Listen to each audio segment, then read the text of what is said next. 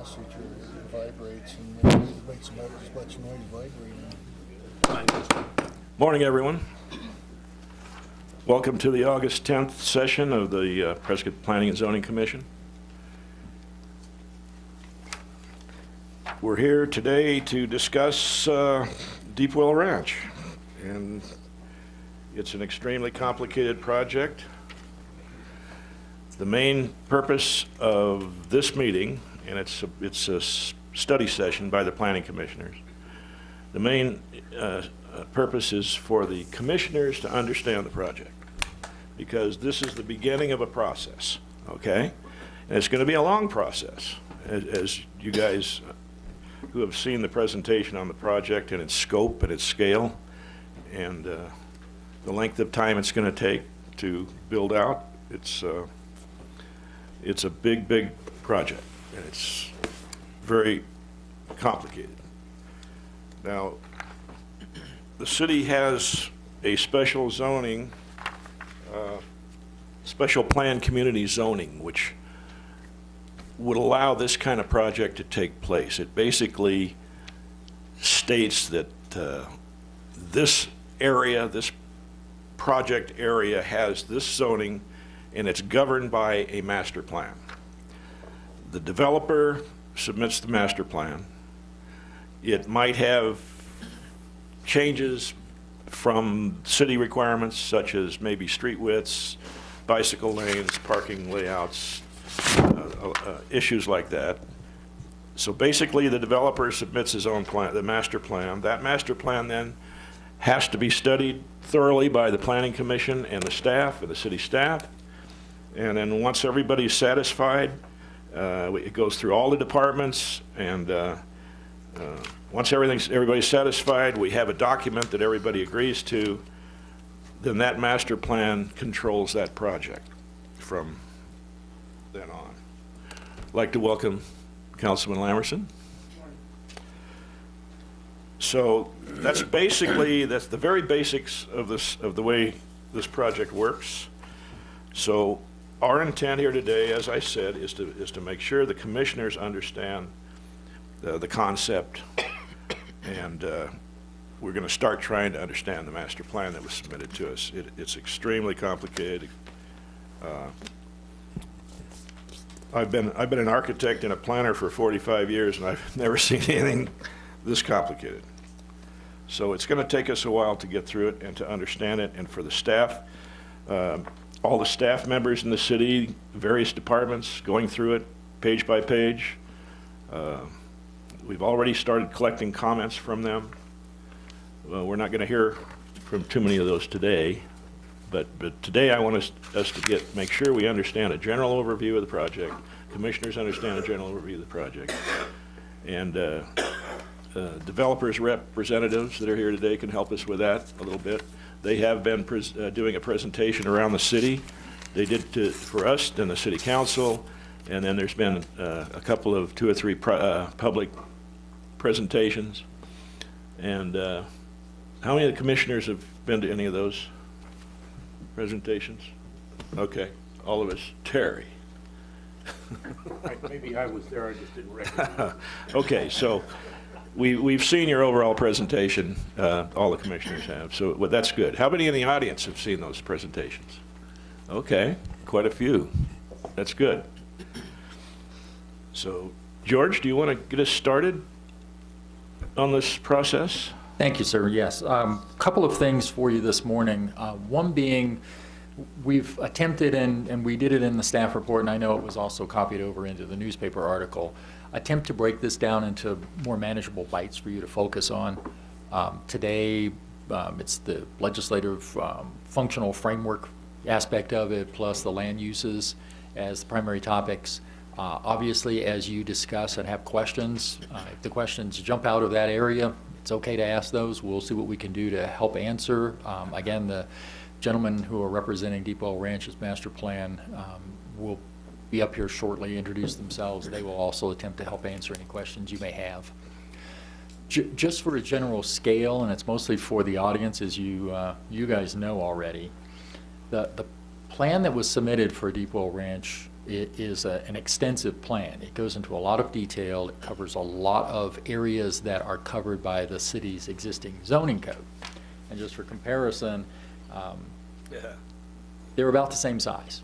So the complexity that we have adopted and used to govern the development throughout the city of Prescott, and the complexity to govern the development of this particular target area are roughly the same based on this master plan. That's one further reason why we suggest you break it down into more bite-sized pieces as you do these reviews. Again, you've got 4 meetings scheduled at this point, with an anticipation that public hearing on the 31st of August would let you vote if you are ready to do so. Staff's not going to compel you to do that. That's entirely up to the Planning Commission to make that decision. We, from the staff level, have been going through this book for several weeks to up to a month, depending on which departments were involved. We've had a number of meetings with the planners. We've expressed concerns. We've expressed ideas, suggestions for changes. We believe all of those are in the works, or they're being taken into consideration. But a lot of that activity probably won't happen until you get a little further into it.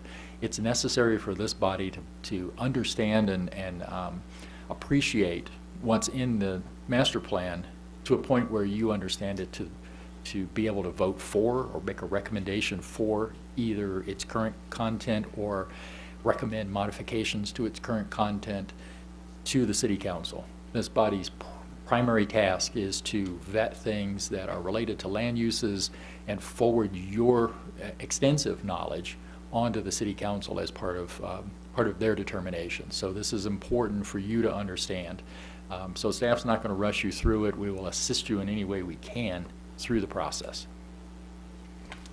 We do have a PowerPoint presentation from the planners for Deepwell Ranch, and it may be appropriate to let them run through that for you and then get into specific discussion.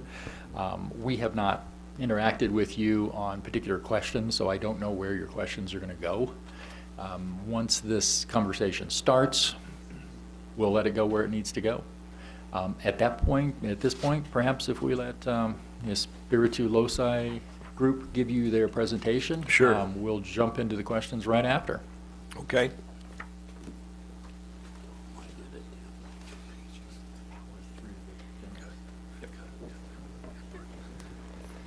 Chairman and Commissioners, thank you for the opportunity to present today. My name is Trevor Barger with the Spiritu Loci, representing Deepwell Ranch. As you know, we've been at this for quite a while now, talking about how to bring this to reality, and really excited about it. We've been working through the process, as you know. We have the text change to the SPC zoning to allow for a mix of uses now completed. And we have the development agreement, a text amendment to the airport specific area plan, the rezoning with the airport noise overlay, and a master plan and a comprehensive sign plan that are all sort of now moving through together. For the master plan, just as you said, it has a large table of contents. It covers most of the topics related to land use. Today, particularly, we're focusing on 1 through 6 as kind of our main topics. As George and the staff have asked us, how do we break this down and take it into bite-sized pieces? That's where we thought we'd begin. It has a whole section that talks about the context of it, section 2. And I won't go into the detail of all the context of this. I think you all know it pretty well. Where we find this is helpful, some of the communities we've worked on, we're now in our 20th year, and a lot of the context changes in those 20 years. And so this sets the stage for what we were all looking at the same time and what the existing conditions were when we were making these decisions. And so as the context changes, it allows the plan to respond to new context as well. And so it's part of the document that just sort of sets that as, here's what we think the existing conditions are.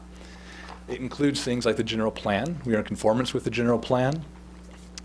And it includes things like the existing zoning. The existing zoning is pretty extensive. It is for 15,800 dwelling units, for an immense amount of commercial square footage. And so, strangely enough, in this rezoning, we're actually asking to lower that.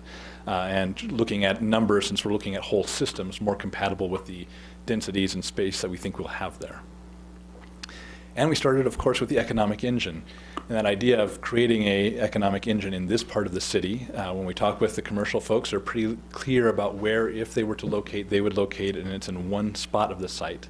The existing zoning suggests that there would be a very large commercial center here.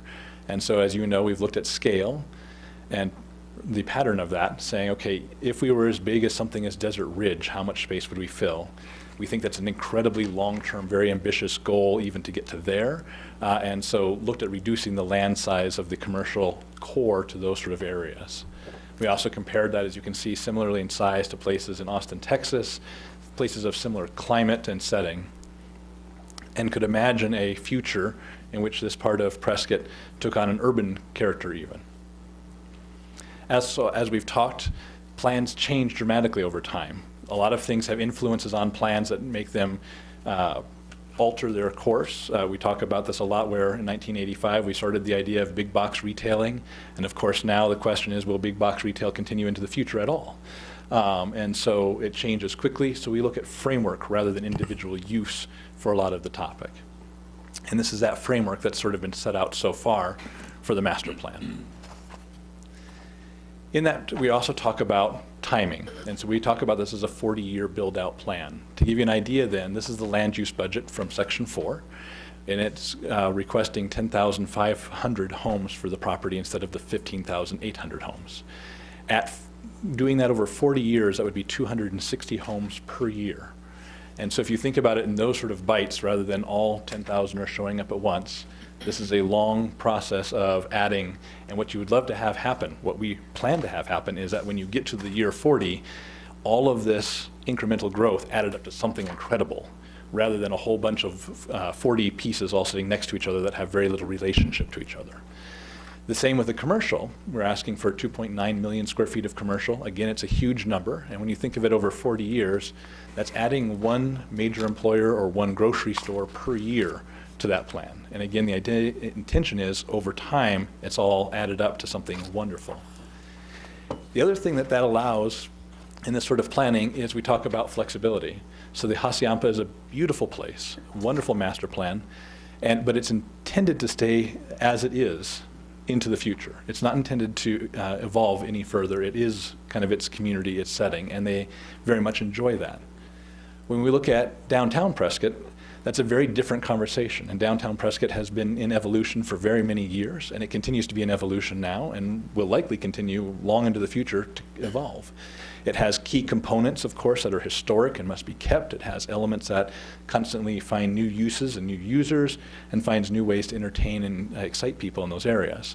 And so while we would never even suggest a new downtown, the downtown in Prescott is very clear, we are talking about an area that we think would evolve like the downtown does. When we look at character, and again, this is in those major overriding pieces that you see throughout this document, when we look at Prescott's character, Prescott has two wonderful things juxtaposed against each other. A very strong urban character, where things are geometrically arranged. You have a whole forest of trees around the courthouse, a very symmetrical courthouse, all the way to the very rural setting where the natural landscape dominates and roads wander through the hills. And it is that great juxtaposition of those uses in very close proximity to each other that make the great Prescott character. And we are proposing keeping those and allowing those to be juxtaposed against each other even in this part of Prescott. And so part of the complication in the book is trying to allow for that sort of diversity in use and that sort of diversity in character. We broke the land uses then into what we call land use groups, and we'll talk about those today. And what land use groups allow us to do is, instead of in typical zoning, we pick a site for a hotel, and we zone that site for a hotel, and we think that's the best spot for the hotel. My experience working on the private side is that when the hotel shows up, they say, well, we don't really like the site you picked, we like the site across the road. It's very much like the site you picked, but we like this site better. And we have to go through a long process to get the site across the road approved. And by that time, oftentimes the hotel folks have changed their mind and they're off to someplace else. And so what we found is, if we looked at zoning instead of what is the one use that's perfect for this spot, instead if we look at it of what are all the uses that are appropriate here, then we can say to the hotel folks, really, you could go at any of the spots you see here. We think you would be perfect at any of those spots. Which one do you want? And we've already cleared it with everybody. Everybody is fine with any of those spots. You pick your spot. You have to appropriately respond to your neighbors. You have to appropriately respond to the framework, but you can pick a spot. It doesn't mean then if the hotel doesn't pick that spot, because we don't think we'd have 7 hotels or 6 hotels in this setting, but if a hotel doesn't pick it, some other use can still go there. And so it doesn't sit empty waiting for its 7th hotel to show up. You can already see this sort of idea playing out in downtown Prescott, this idea of a transept of uses, this rapid character going from what we would classify as general urban in the downtown all the way to the open space category with the fields right at the edge of town, and then into the schools with the civic use. And so many of the same things that already exist in downtown are the sort of categories we're using to classify these sort of uses. And we talk about scale. And scale is very important when we talk about uses. And you may have heard me tell the analogy before, but we talk about grocery as an idea of scale. So grocery is very appropriate, even in a neighborhood, if it occurs at the scale of farmer market. And at farmer's market, it seems very welcoming and very easy to engage in the neighborhood. In fact, an amenity to the neighborhood at that sort of level. A full-size grocery store, though, Fry's, Safeway, is a rather large use with large traffic pieces, and those are more appropriate to, I would say, an apartment density, a district sort of density of uses, and seems out of place right in the middle of a residential neighborhood. And then there is the sort of thing, the Target or the Walmart Supercenter, huge facility that offers groceries, very large in sale, and we put that in the campus setting where it's large buildings, large parking. Again, would be very out of scale and very inappropriate in the residential neighborhood. But you can see where grocery could be offered several different ways, all offering grocery, and so we don't limit based on the use as much as we do the scale and the form, and then the uses can kind of happen where they're appropriate. And so here are a couple of examples from other places in the world of commercial uses in residential neighborhoods. They, of course, happen right here in downtown. There are many residentially scaled commercial uses here. And so then we talk about these uses layered on top of each other. And so we talk about open space, for example. Open space is pretty easy. It's a use that you would see just about anywhere, and so we say all of the property could choose to be open space if it chose to. Any portion of the property easily could be this. Open space is typically devoid of buildings other than shade canopies, as you see there, or minor structures, but no inhabitable space. And so we have our first layer. Civic space is our next land use group. This is a little more intense than open space. It's now open space with buildings. So if you think of a school is a perfect civic use. It has a lot of buildings, but it also has a great deal of open space around it. Churches fit into this use. Fire fighting stations, the police station, all of those sort of civic uses fit in here. Things like the museums fit in this sort of use. So things that still have a lot of open space engagement, but things that also have buildings related to them. And so we have another layer there. Oh, I should go back. And civic, of course, is almost everywhere, but there's a few areas we'll talk about later as a result of the airport where it's not appropriate to have buildings habited. And so there are a few areas now left out of this map. And then we go to estate. Estate is large residential. I'll say in scale, it could have many different uses to it. But this is where you have larger footprint homes dominated by the landscape, and you have a lot of landscape surrounding the individual buildings. And so this is I'd say at least a 50-50 mix in landscape and building form in these sort of settings. And so we add that layer to it. And again, you see it's starting to become less appropriate for all of the uses. So there's the area down by 89, 89A, and Willow Creek that we think of more as a core, and so we don't think of this use being appropriate in that area. There are also the areas right off the end of the runway. We don't think this use is appropriate in those areas. Village, now talking about what would be typically the scale of a urban or suburban neighborhood, those near-town neighborhoods, where you have small homes on nice-sized lots surrounded by things, or the corner market that sort of provides those facilities and activities. Again, you can start seeing these aren't quite appropriate everywhere. So at the extreme reaches of the community, where we're up against more rural uses, this is no longer appropriate, and around the airport and in the core, this is no longer appropriate. And so another layer is added. But you have a 50-foot height limit there. Does that really sound like a village? So the 50 foot is the maximum. It also gives a description in there about what the typical is. And so in Village, we see up to 3-story buildings, 3-story walk-up. But when we include the roof and chimneys and steeples and everything else like that, it is capped at the 50. Okay. Then we look at district. District, as we discussed, starts now introducing the scale of apartments, of grocery stores, of the corner commercial centers. And again, so now this at the rural edges is not as appropriate, but is appropriate in some parts of the core, still wanting to protect the airport from these sort of uses. And then we look at the... Excuse me, that would be office commercial mostly? Yes. And what, garden apartments? Garden apartments. Okay. Yep. All right. And then when you look at the regional center and campus space. So strangely enough, two forms, even though they're different ideas, take on the same sort of shape and form. This is big buildings, a lot of surface parking usually, and landscape. And so campuses like Emory-Riddle take on this sort of form. Large employers that have an employment campus take on this sort of form, and big box retail, such as Target or Home Depot, take on this sort of form. And so we look at these being appropriate, of course, in the areas around the airport, where the traffic circle is on 89 and Willow Creek come together, where the traffic circle is up by the hospital, and in the core area down by 89A and Willow Creek. This category is a retreat category. We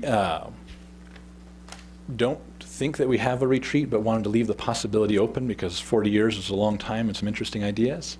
We don't think this is necessarily a big resort, but the idea of a dude ranch in this sort of area is really kind of appealing, and don't know what that would look like over that time period, but know this is a wonderful part of the world to visit and wanted to leave that possibility. Again, we left out some areas by the airport, but included most of the rest of the property. And then the final one, the most restricted one, is the general urban category. This is the area that creates that urban core over time, that creates that mix of uses and density, and that is restricted to only one part of the site as a result of the special requests that are made in this sort of category. So, John, if you have those pages.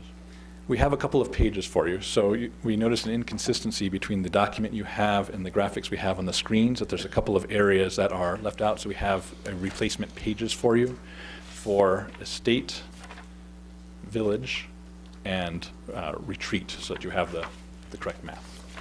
So if we look at, another way to look at this is we take one spot on the map and we look at what is or is not allowed there. So we'll take one spot here in the urban core, right at the corner of Willow Creek and Pioneer Parkway. So open space, clearly allowed in that area. Civic uses, clearly allowed in that area. Estate uses, not allowed in that area. Village uses, not allowed in that area. District uses, allowed in that area. Campus uses, allowed in that area. Retreat uses, allowed in that area. And general urban uses allowed in that area. So at the time that someone came forward with a site plan, they would declare what their land use group was, and they might start with, for example, developing the site as a campus regional center with a big box retail store at that location or a grocery store. And then over time, let's say unfortunately that retail shopping in that way goes out of business in 20 years and they no longer want to do that, they could come back and select a different land use group that was still appropriate per the master plan and redevelop that site as general urban, for example. And so it allows the transformation to happen, and it gives the owners in the area an idea of what the likely transformation of those spaces could and would be, so that someone doesn't have to come to mind that there's only one thing possible that could be next door, and if that isn't the thing, then it's going to sit empty for all time until that is possible again. There's several things possible next door, and you're also guaranteed there's several things that are not possible next door. Looking at that and two more sites here in the more rural area. Open space, of course, appropriate. Civic space, of course, appropriate. Estate land use group, of course, appropriate here. Village, not appropriate in this location. It's a rural setting. District, not appropriate in this location. Campus, not appropriate in this location. Too far from the major infrastructure that it requires to serve it. Retreat could be possible in this location.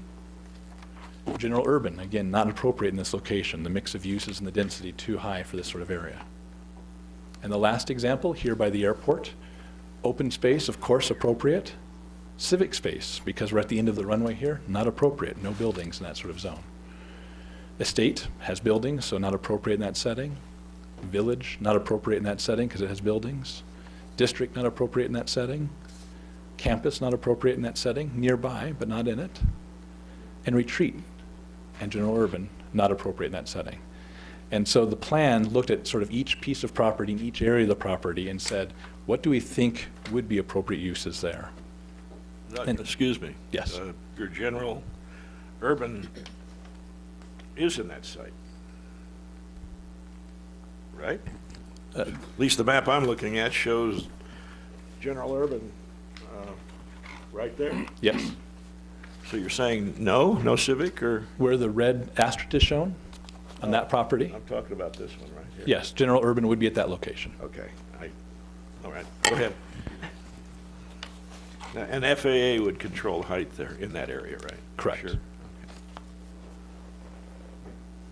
And so you have all of those maps then that get overlaid on each piece of property to say what is appropriate, what is not appropriate in those areas. So looking at each one of those uses then, so open space, as we described, is intended to be open landscape. It could have shade ramadas or small built structures, but is not habitable space of any sort. This could include ball fields, open natural wilderness, gardens, orchards, groves, things of that sort in an open space category. This can be anywhere from a neighborhood park to a large hiking trail system. In our document, we illustrate it that way as primarily open space on the lug. As asked by staff, we're providing sort of street side vignettes of these, and so open space is a pretty easy one. There's no buildings, it's open space. And then in your book, you'll see that we provide an exhibit in section 6.4, the description of what goes into open space and how that happens. It starts with the general character about natural environments, rolling landscapes, small neighborhood parks, these sort of descriptions, the typical uses that one might find in those sort of spaces, the typical building height, again, because the buildings can't be habited in open space, it's only one-story structures. And then we refer to all of the requirements, and they have different sections that we'll show you as well today, about the height, the size, the densities, the floor area ratios, the width, the setbacks, and how all of those things work. We'll show you all of that today. The block character. And so again, this is that idea about rural versus urban. So in open space, if buildings show up, they're typically random. They're not a formalized building relating to a formal street in a 90-degree angle or something of that sort. The circulation pattern, again, usually follows landscape. Service areas are screened and protected, and parking is typically limited only to serve those sort of uses that are there. Go back to the setbacks. Absolutely. With your 2-foot setback in the commercial LUGs areas, aren't you encouraging buildings to be parallel close to the street? In the commercial we are. In the open space we are not. Oh, of course, yeah. Yeah. No, I'm talking about not open space. Absolutely. Okay. And so when we get, you'll see as we progress towards those more urban conditions, the idea is that ownership could become smaller. And so what happens is setbacks start going away and they're more regulated by fire code than they are by a reason to keep buildings apart. Right. And so we start getting into conditions much like downtown, where someone may own one building and someone else owns the next building. And so the size of land that one owns can get small, and the size of setbacks get small. In the bigger areas, it's typically more broad. And then even in spaces like open and estate, where we have big lots, the setbacks are tempered, not because we want tight space between lots or other things that regulate sort of the percentage of open space to building, but that a building could be close to an open space tract. And so if you think about, you may own a lot, but next to you may be tract held, open space held in common. And so while there's a great deal of space between you and the next house, you may not own it. And so it allows ideas like that for preservation to be able to occur in those developments. Some of your setbacks might be in conflict with the building code. You know, They do not override building code in any way, shape, or form. which you referred back to fire. That's correct. Which is what it's based on. That's correct. Okay. And so there are limits on window openings depending on how close you are to property lines, fire rating for how close you are to lines, Materials, yeah. overhangs that have to be fire rated or not depending on how close they Right. are to fire, and none of this in any way, shape, or form change the building code. Yeah, I noticed that some of your common allowances, like, for instance, balconies extending into side yards and awnings and things like that, you may have a problem there with some building code, with fire codes too. Correct. Yes, sir. Yeah, current open space zoning in the city, you have to have a special use permit if you want to do an amphitheater, you know, where you're going to have musical events and plays, and so you're concerned about noise and lighting and things like that. How would having this zoning make sure that there's that check and balance for public input on that, where we're not next to a residential area or something, if it's mixed all in there? Absolutely. So in section 6 in the land use groups, we'll show you in an example here as well. But when we get to section 6.15 on page 6-49, it starts talking about the permitted uses. And the permitted uses are broken down into 3 categories. Let me skip ahead to those. All right. Right, but I'm talking more about the process on top of the permitted uses. Yes. And so it has a similar sort of process, but because there's a master plan already in place, we're able to put into the master plan, here are the following things, if you wanted an amphitheater, for example, you need to address about your relationship to neighbors, your relationship to sound, your relationship to parking, your relationship to traffic. And so it puts all of those conditions that must be met into the document itself now. And then it gives staff the ability, if the user meets all of these conditions, the staff can give them a use permit. And so it actually outlines what are the conditions that have to be met for that. I know that staff, in their initial reports, had a problem with the special use permit process, because you know, usually that's used to deal with very sensitive kinds of approvals, and that's why the SUP process is in existence. And I know staff had a real problem with letting that go. Okay, so you may run into some of that a little later under the administrative thing. Absolutely. We've currently come up with a version with staff of working through, we have permitted uses, use condition, or use permit required. That is, the staff can issue the use permit if conditions are met, such as parking, noise, smell, all those things being abated.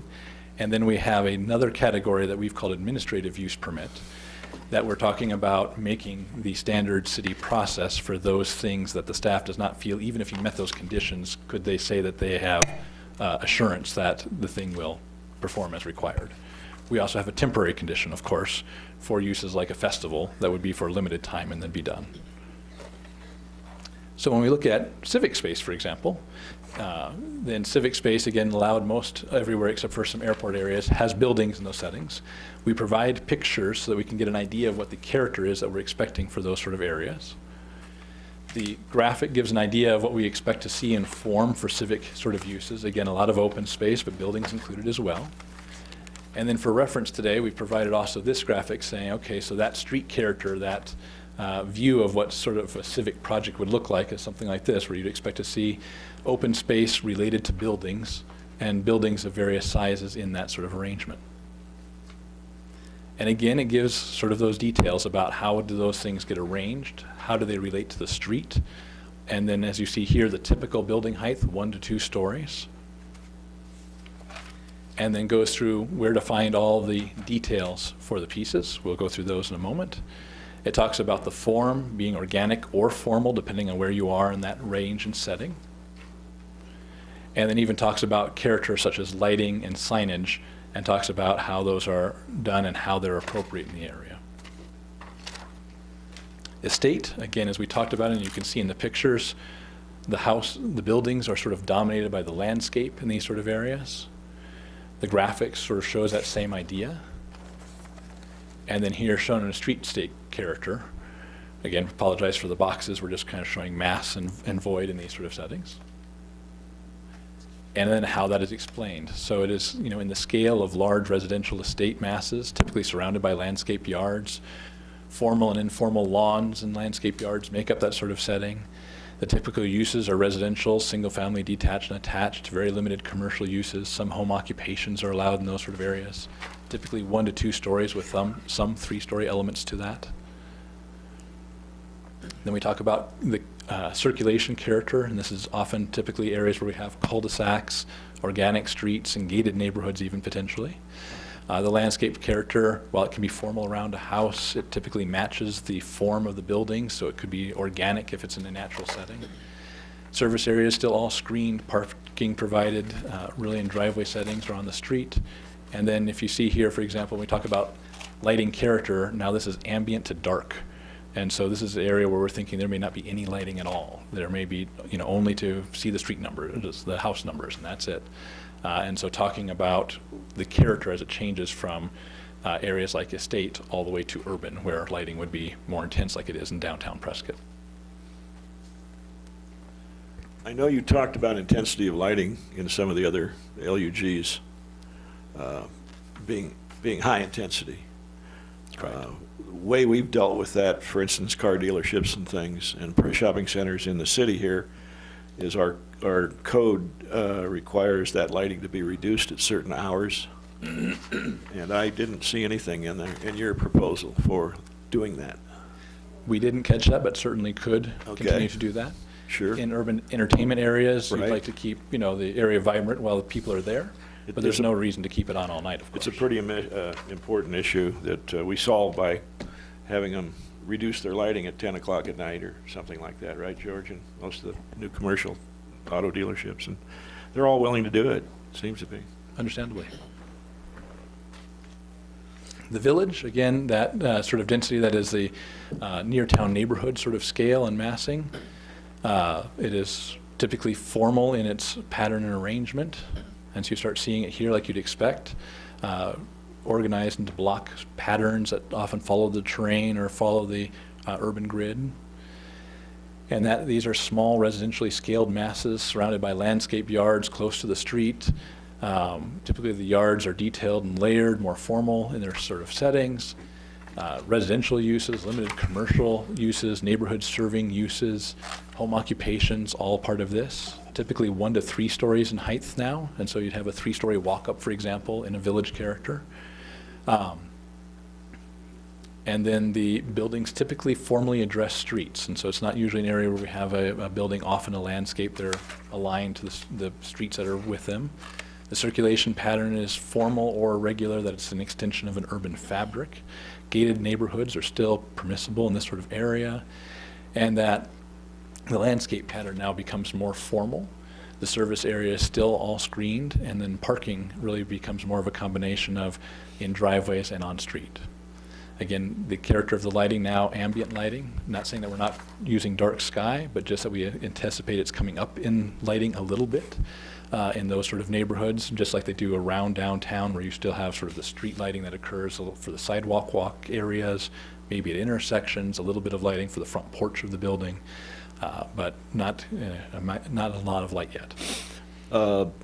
Lighting is also controlled by state statute. Yes, sir. Night sky, so, you know, you're going to have to consider that too. We don't get to override that at all, yes.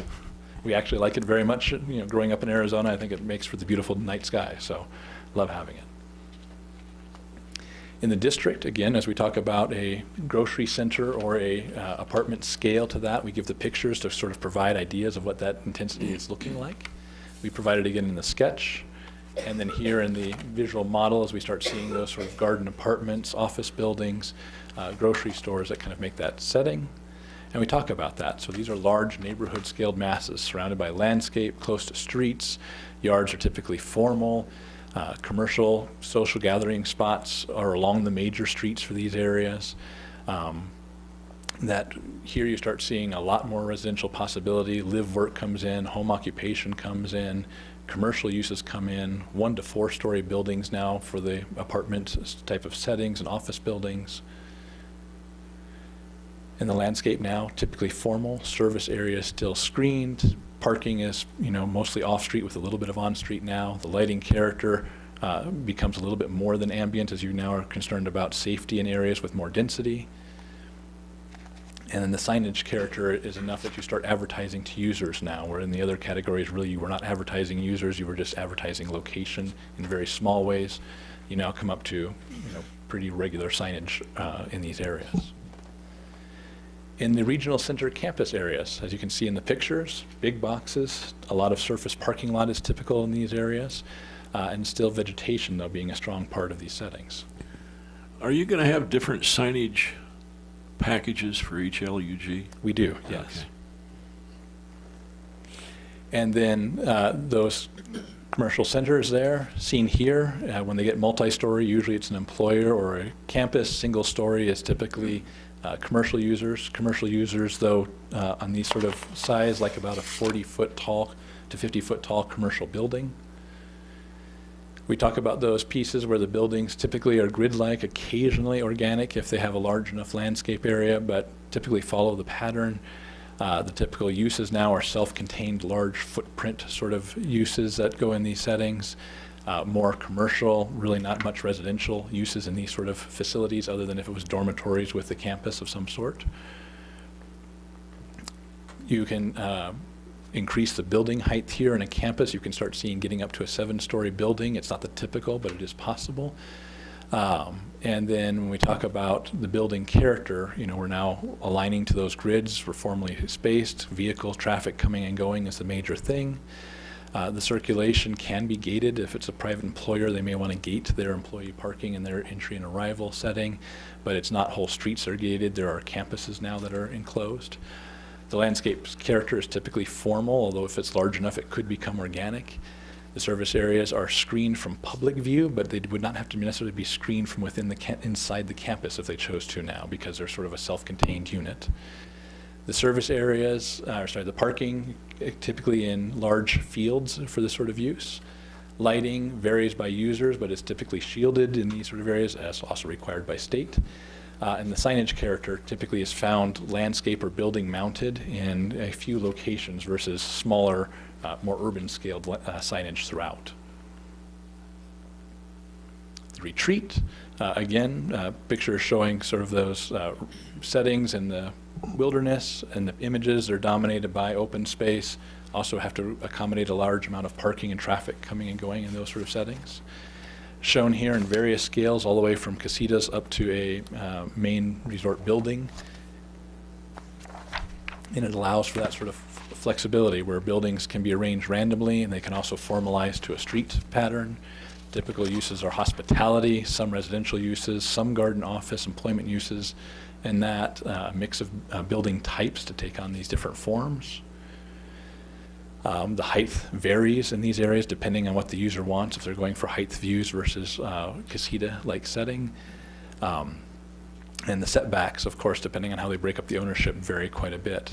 Service areas, again, well, they may have a service yard that doesn't screen off things from the yard inside. It would be screened from public view of the property. Parking often is in large fields of parking if they involve any sort of conference element to these sort of things. And the lighting character may vary quite a bit even on the property from the sort of entertainment district of a hospitality use to the very low lighting in a casita area. And the signage, again, usually just advertising the main facility and rather than each individual user in those sort of settings. The general urban setting, this is the most intense category and very limited in location as a result of that. This sits in a low part of the site, so there are hills that sort of climb above this, and we chose that intentionally knowing that height is a concern in Prescott because it affects views and things like that. And so trying to find the piece of our property where it would be least impactful for those sort of things. And so in this area, then talking about over time, that ability to add intensity. General urban expressed as kind of urban form in those areas. Seen here in a building structure, it could be organic or formal. I mean, the street doesn't have to be straight like this. It just makes it easier to show you. It could have curve in it or things like that. And now we talk about structures and hardscape, really defining the space, that it could have, just like downtown does, accents to it in plazas and parks and street trees, but typically the sidewalk goes all the way up to the building. The building has the form, and then hardscape and buildings are kind of what makes up the piece here. Typical uses: dense residential, commercial, mixed uses here. Home occupations now encouraged in these sort of settings, that you really have a mix of things going on. The block character, usually you're following the urban grid here in these sort of spaces. The circulation character is a connected grid. You can gate entrances to buildings or small complexes, but you can no longer gate full streets in this sort of category because it's an open urban grid. The landscape character is far more formal, responding to these when it's present. The service areas, again, within inside a little compound, don't have to be screened, but they have to be screened from any public view of those areas. Parking is typically on-street and in structures for these sort of areas. The lighting goes from softly all the way to vibrant centers. And so this is the area where now you think of if folks are out having a good time on Whiskey Row in the evening, and that you're seeing the neon lighting that's kind of there. You can see that neon from the area surrounding it. And so in this area is where we start talking about those sort of lightings being possible. And then the same with signage, that you have a lot of users kind of all going on simultaneously in this sort of area. And so you're signing for a lot of different users rather than one big location. One of the disappointments in going around our city is that a lot of the sidewalks aren't originally, they were done years and years ago, the planning and the building, because the buildings are zero setback in most cases downtown. The disappointment is that there wasn't enough room in the sidewalks to have tree wells. Correct. And the very few streets we're able to do that, it's really, really nice. And but you're talking about pretty much minimum setbacks, minimum landscaping on the street, in this area, in this LUG. We'll show you when we get to it. We are talking about minimum setbacks. Right. And we've talked, when we get to the circulation section in a couple of weeks, we'll talk about how we've set that up, where we have right-of-way that typically ends at back of curb or edge of travel lane. Okay. We have tract that follows alongside that, and we have several different conditions for tract that are appropriate. That includes sidewalk, tree planters, parkways, building arbors, all sorts of different possibilities there to make a great pedestrian experience. Okay. And then you can imagine the building starts at the back of that track at a zero lot and goes from there. Right. And so we're not saying there is no space between the road and the building per se, but it would have different types of ownership. I look forward to seeing that. Absolutely. When they get into that detail. And so then when we look at those general standards, as you were pointing out earlier, for ease with the city staff, and we have to all administer this for quite a while, they're combined into one table, so that rather than having to flip to each page of each section that sort of describes the character, you can flip to one table and find all of the standards that apply here. And so what you'll notice is, for example, in maximum height, we are asking for heights that exceed the normal in several of the categories. That open space civic uses can have often the tower elements that go into those sort of spaces. That the regional campus, if it's a campus employer, often starts finding their need for slightly larger buildings, and we've limited where those are located. And then the general urban in that one area, really allowing density over a long period of time to occur in that area. The same with the density. Of course, in open space and civic, there isn't a residential density. The same with regional center. It doesn't really allow for residential uses other than dormitory. And then you can see the density as it changes in character from estate up to general urban. So your maximum residential density would be 30? No, in retreat and in general urban, the density is not limited. And the reason for that is because in those categories, the way you calculate density gets to be really kind of strange.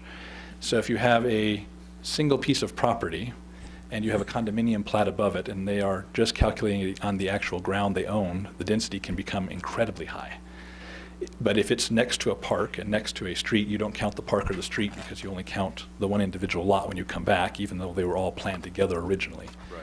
And so in those categories, we just said it's going to be too hard if we get them to meet, if we get someone to meet all of those categories, it's going to be too hard to regulate density in those areas. We also, though, have a max cap. And so we can't, even though you might be allowed, let's say, 15 DU per acre in village. That does not allow you to escape the maximum cap in section 4. That cap is absolute. And so there, if you added up all the acreages of these densities, it would add up to more than the maximum. And So that cap becomes your budget that number? cap is the budget, exactly. Okay. And this limits how you can spend it, so you couldn't put all the intensity in one spot or another. Okay. Then the minimum lot size, again, what you'll see is very small minimum lot sizes.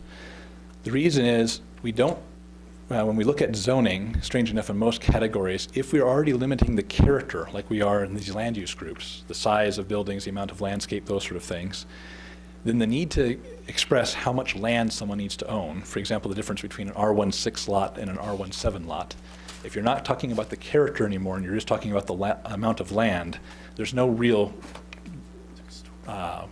difficulty in that between the two.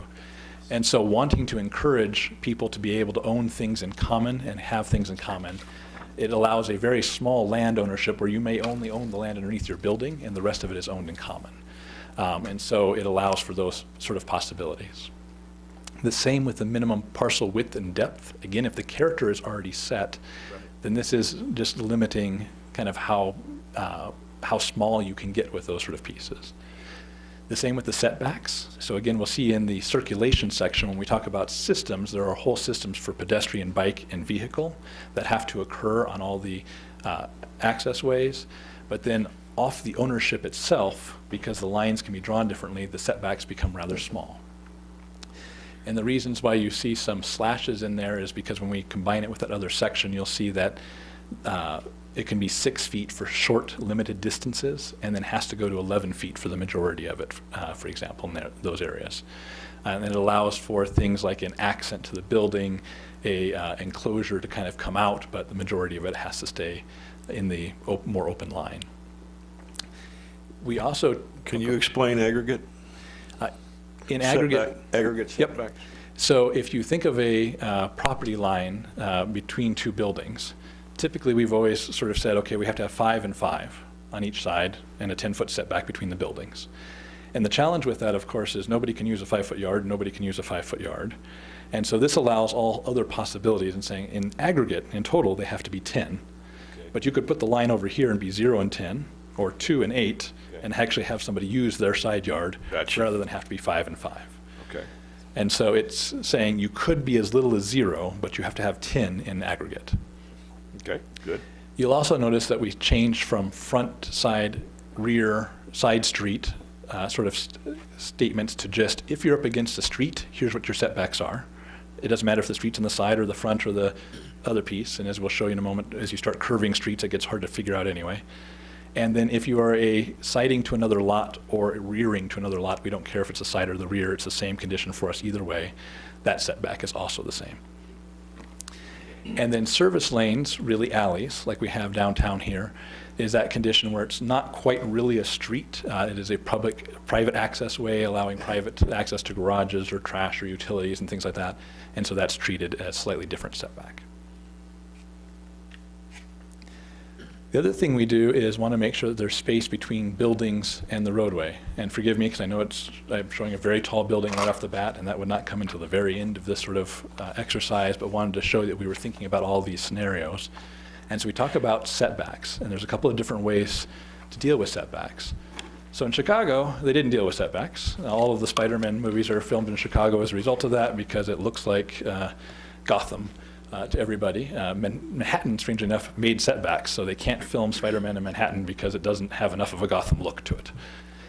And we look at other places that haven't sort of done a step back element, and you can see that the building masses step back from open spaces and streets to do that. And there's a couple different ways that that can be accomplished. And so what we do on the left is we set, okay, this is the maximum you can come to a street in that sort of setting. This is as close as you can get at these different levels. And then on the right-hand side, we give different examples of how that might happen. So you could set your building further back and be more straight upright if you had a plaza or park space out in front of you. Or you could come right up to the street, but then you have to find a way to set back. And you can choose, of course, any heights that are allowable within those areas. And so you can see there's many different ways a building could meet those step back requirements. And the same for estate, village, district, and campus, making those sort of step backs work. On the left, the requirement, you cannot get any closer to the street than this model. And then on the right, examples of how you could fulfill that. Yeah, could you go back to that? Absolutely. So these diagrams would pretty much be typical. The one that was atypical was the 150 feet Correct. out near the intersection of 89 and Pioneer, right? Correct. So that would be the only one that would probably differ from the previous. Go to the other page. Yep. To this. This would be pretty much the more standard This is- throughout the project, except for that one parcel, right? Only a hospitality resort use. Right. And the general urban use can use that other diagram. Okay. It was Everybody just a else is little limited to this confusing on the other. 'Cause the other one was showing 150-foot buildings in all 4 areas. Okay. Correct. But, you know, I don't know, driveway parking, were you saying that it would only be 20 feet in an estate? That your driveway from your garage to the street would only be 20 feet? That would be the minimum condition you could have. There's, you know, like ours Yeah. is 22 now if you want to park a standard-sized vehicle now. Right.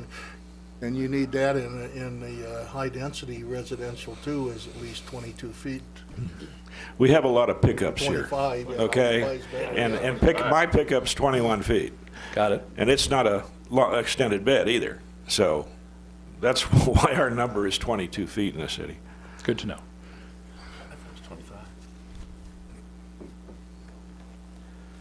And so then we also, in section 6.14, gave several examples of where those setbacks would be called out.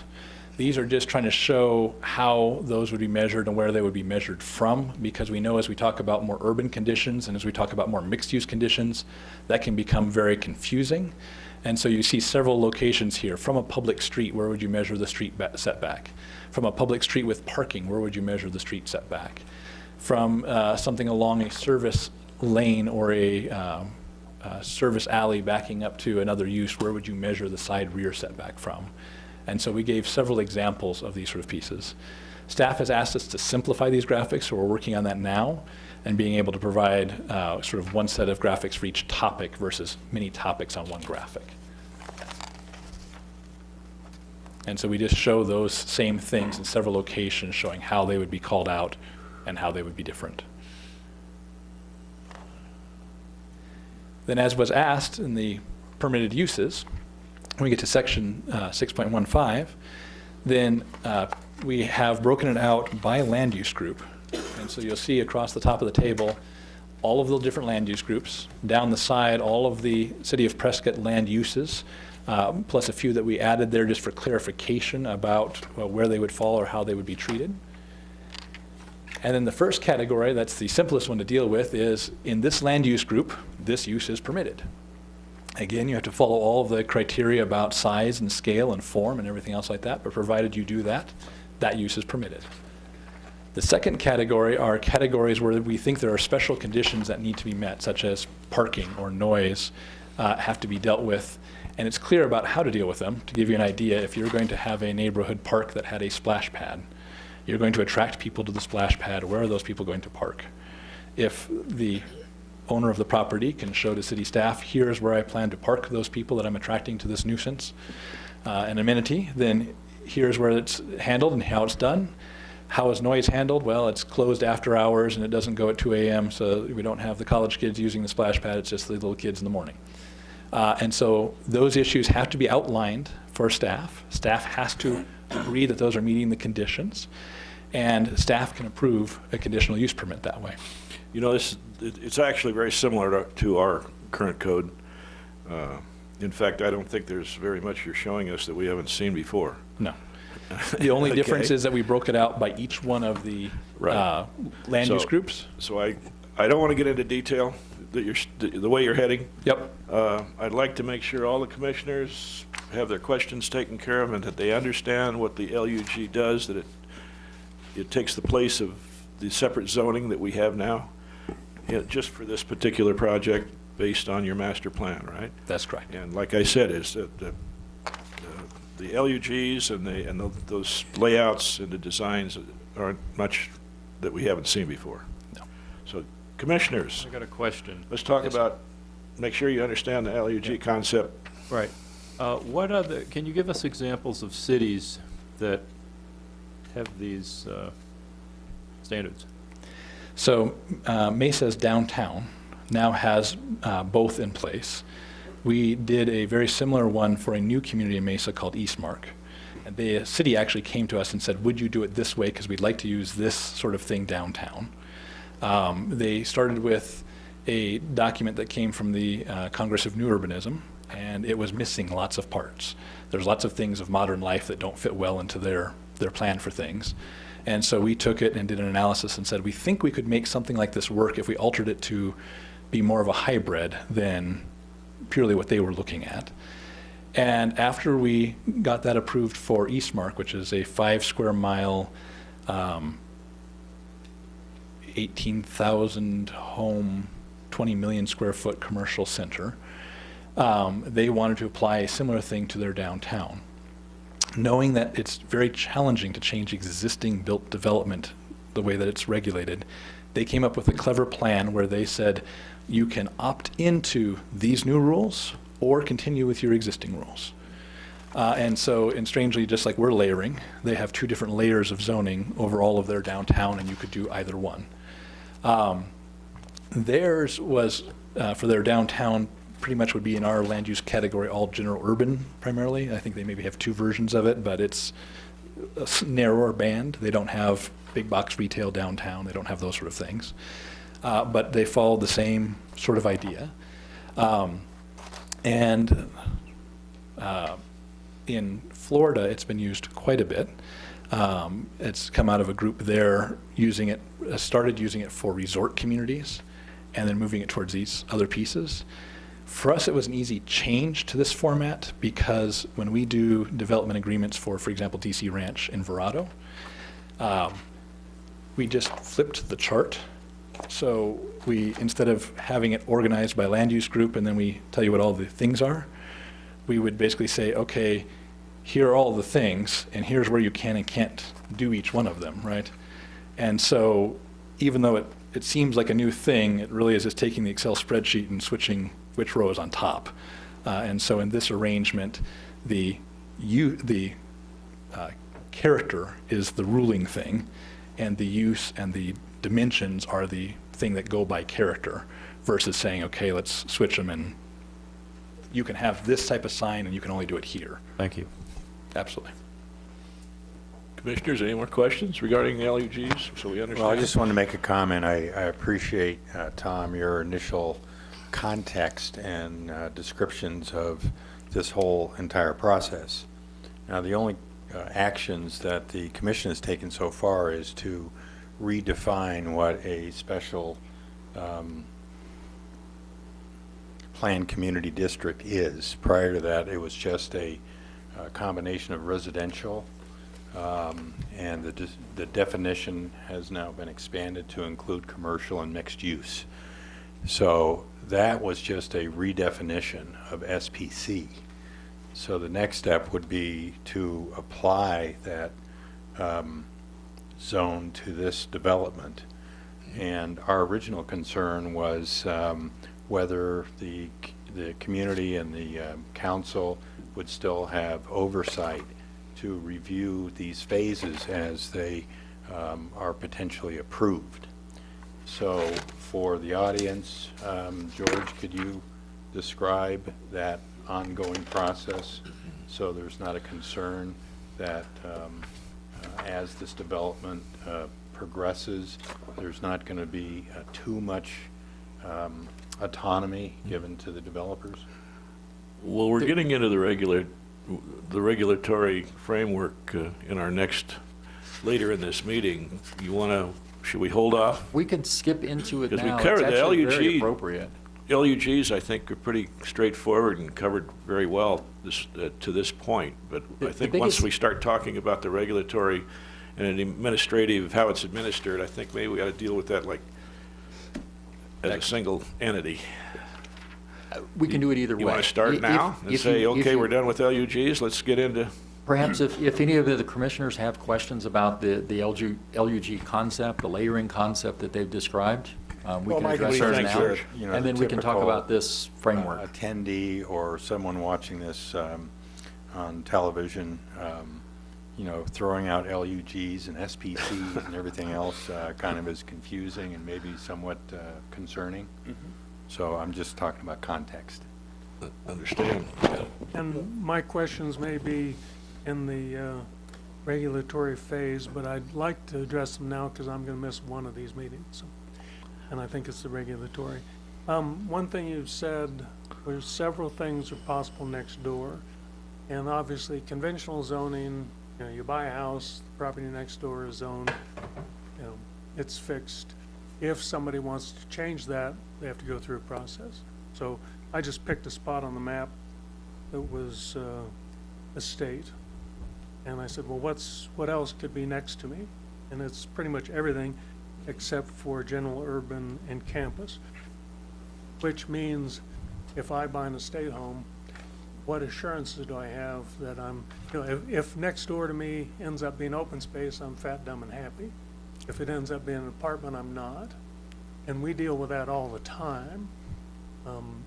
So that's my basic question is how does this change evolve? How is that, if you're a buyer, how are you aware of that? How does that happen? How do I know? How am I assured what's going to happen next to me, a quarter mile away even? So, you know, before I bought into a place like this, I'd sure want to know. Similarly, homeowner association, you know, the open space is going to benefit everybody, all the way from the commercial to the estate.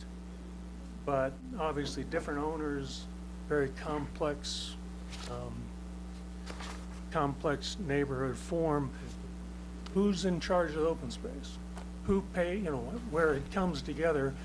Am I paying, if as a individual homeowner, am I paying to maintain the open space that Target benefits by having a path through it?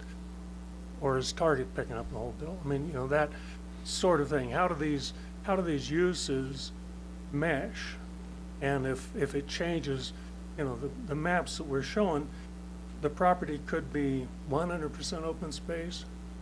It could be 10% open space. I don't know what the minimum would be, but depending on how it develops, there could be hundreds of acres, maybe even thousands of acres of open space, or there could be very little. That obviously would affect me as a buyer. So, you know, this flexibility sounds nice, but as the project develops, what are the protections to the buyers and to the city? One other detail that, unrelated, you mentioned a change to the airport noise overlay. Could you explain that? Thanks. Chairman, Commissioner Gardner, if I may.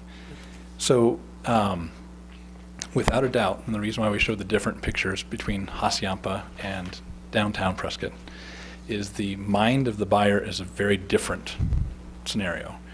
And so when we did this in Eastmark, for example, we made very clear to folks right up front what this means and what this looks like and what this arrangement is. And it is where Eastmark is located, one could easily say, I would like to be in the most remote parts of the Phoenix metro area and I'm buying a house away from everybody. And we had to make it very clear from the very beginning, that's not why you would come here. There are other properties that would be perfect for you. This one's not the one. This one is already entitled for change, for evolution, for all of these things to happen. And you can be a part of it if you'd like, but you'd be a part of this happening. To its benefit in expressing that, it is the fastest, the highest selling master plan community in the state now for the 4th year. And it is number, I think, 7 in the country. And so it's an idea embraced by a lot of people, but it's very different. So if you wanted to live in the Hacienda and you wanted to make sure that it was open space or no neighbors next to you, we would pretty clearly say this is not the part of Prescott where you want to come to live. There are other parts that do that very well. The HOAs that govern, well, so let's stick with what's next to you. So what's next to you, we're very clear about. It could be any of these sort of things. And in downtown Prescott, I would say the likelihood if you bought one block off of Gurley Street, that what would be on Gurley Street would be likely to change is much higher than if you bought on the golf course of the Hacienda. And so the expectation about change and adapt and different things going on from weekend to weekday, year to year, is different for those two different sort of groups. And so we try to accommodate that same way. We do have, you'll notice, a small piece of the property, well, it's a large piece of property, but a small percentage of the property that is estate only, open space, civic, and estate. And so if those sort of folks who wanted to make sure that they weren't next to any other possibilities, that's the part of the property that would be appealing to them. Other parts of the property certainly would not be. For the HOA, we've begun those conversations. And so you'll see throughout the document the reference to a master plan administrator. In other communities or development agreements, this is often called the master developer. But wanted to make clear that in this role, especially over a 40-year time period, this is a much different role than the person in charge of development. This is the person in charge of the organization in charge of coordinating the whole private side. And so when someone wants to make a change, when someone wants to review their plans, it goes through a private review before the public review. And that private review is orchestrated that way. That private group then also orchestrates the HOA, and you're right, just like in Eastmark, the HOA is very complicated, very many levels, and so in your neighborhood park is paid for by your neighborhood association, and your association is also part of a public park-like community park association, and that association also maintains the residential streets in that area. And that association is partnered with a commercial association, much like a downtown business improvement district, that is maintaining commercial settings in a similar size and way, and both of those are under a master association that does those sort of pieces. In addition to that, this type of community also has what's called a community life element to it, where the association, if you think of most associations, if there are problems with people leaving their trash cans out, the first communication you have with the association is a violation notice. And it's the least thing that neighbors like. Yeah. And so we've worked with different groups that do that to say, we used to do this very differently. And we sort of tease about it, it's a JFK model of governance, right? The government doesn't go do something for you. We are the government. We do this. You're all volunteering your time here to do this, to make sure this sort of thing works. And so we try to get that even down to the root level in these sort of associations and communities, and saying, if there's a problem with trash, let's all talk together about our problem with trash at their community event or community thing, and say, look, if we don't clean this up, we're going to have to send out notices because we all agreed to do it this way. And then you send out a notice. And so there was communication and a conversation and a chance to get everything kind of in order and aligned, because we were noticing this was becoming a problem, and then something happens. And so on the association level, there's a lot of communication then that happens in these sort of settings because of what goes on in those places. But there's going to be a lot of HOAs. That is correct. Many levels of both HOAs. Commercial and residential, right? That's correct. And is there an overall coordination? That is. That's the administrator. That's right? correct. Okay. I mean, And then your final question, the A&O zone. yeah, The property currently is not zoned with an airport noise overlay. The zoning there is without that currently. We're implementing that and actually going beyond the requirements of the A&O overlay for this proposal and how we treat the airport. We can show you that again separately. We have sort of the regulatory piece yet to cover and the airport piece yet to cover. And then what we are asking to amend is the airport-specific area plan. It's a sub-portion of the general plan, and there are a couple of lines of text in there that are confusing about how they would govern this property during a rezone, and we would just want to make it very clear about how they would govern this property during a rezone. And we can cover those in specifics as well when we get to the airport section. And we'll do that today. and obviously, my experience is conventional zoning. And, conventional zoning also evolves. I mean, Prescott has evolved, I don't know when they put zoning in. So, I mean, it seems to me, the flexibility, which is nice, is coming at a cost. And I personally, I live in a place that doesn't have a homeowner association. That's much what I prefer. I've worked with homeowner associations, and I would rather not live under one. So I have that opportunity. So obviously, like you say, the marketplace will determine that.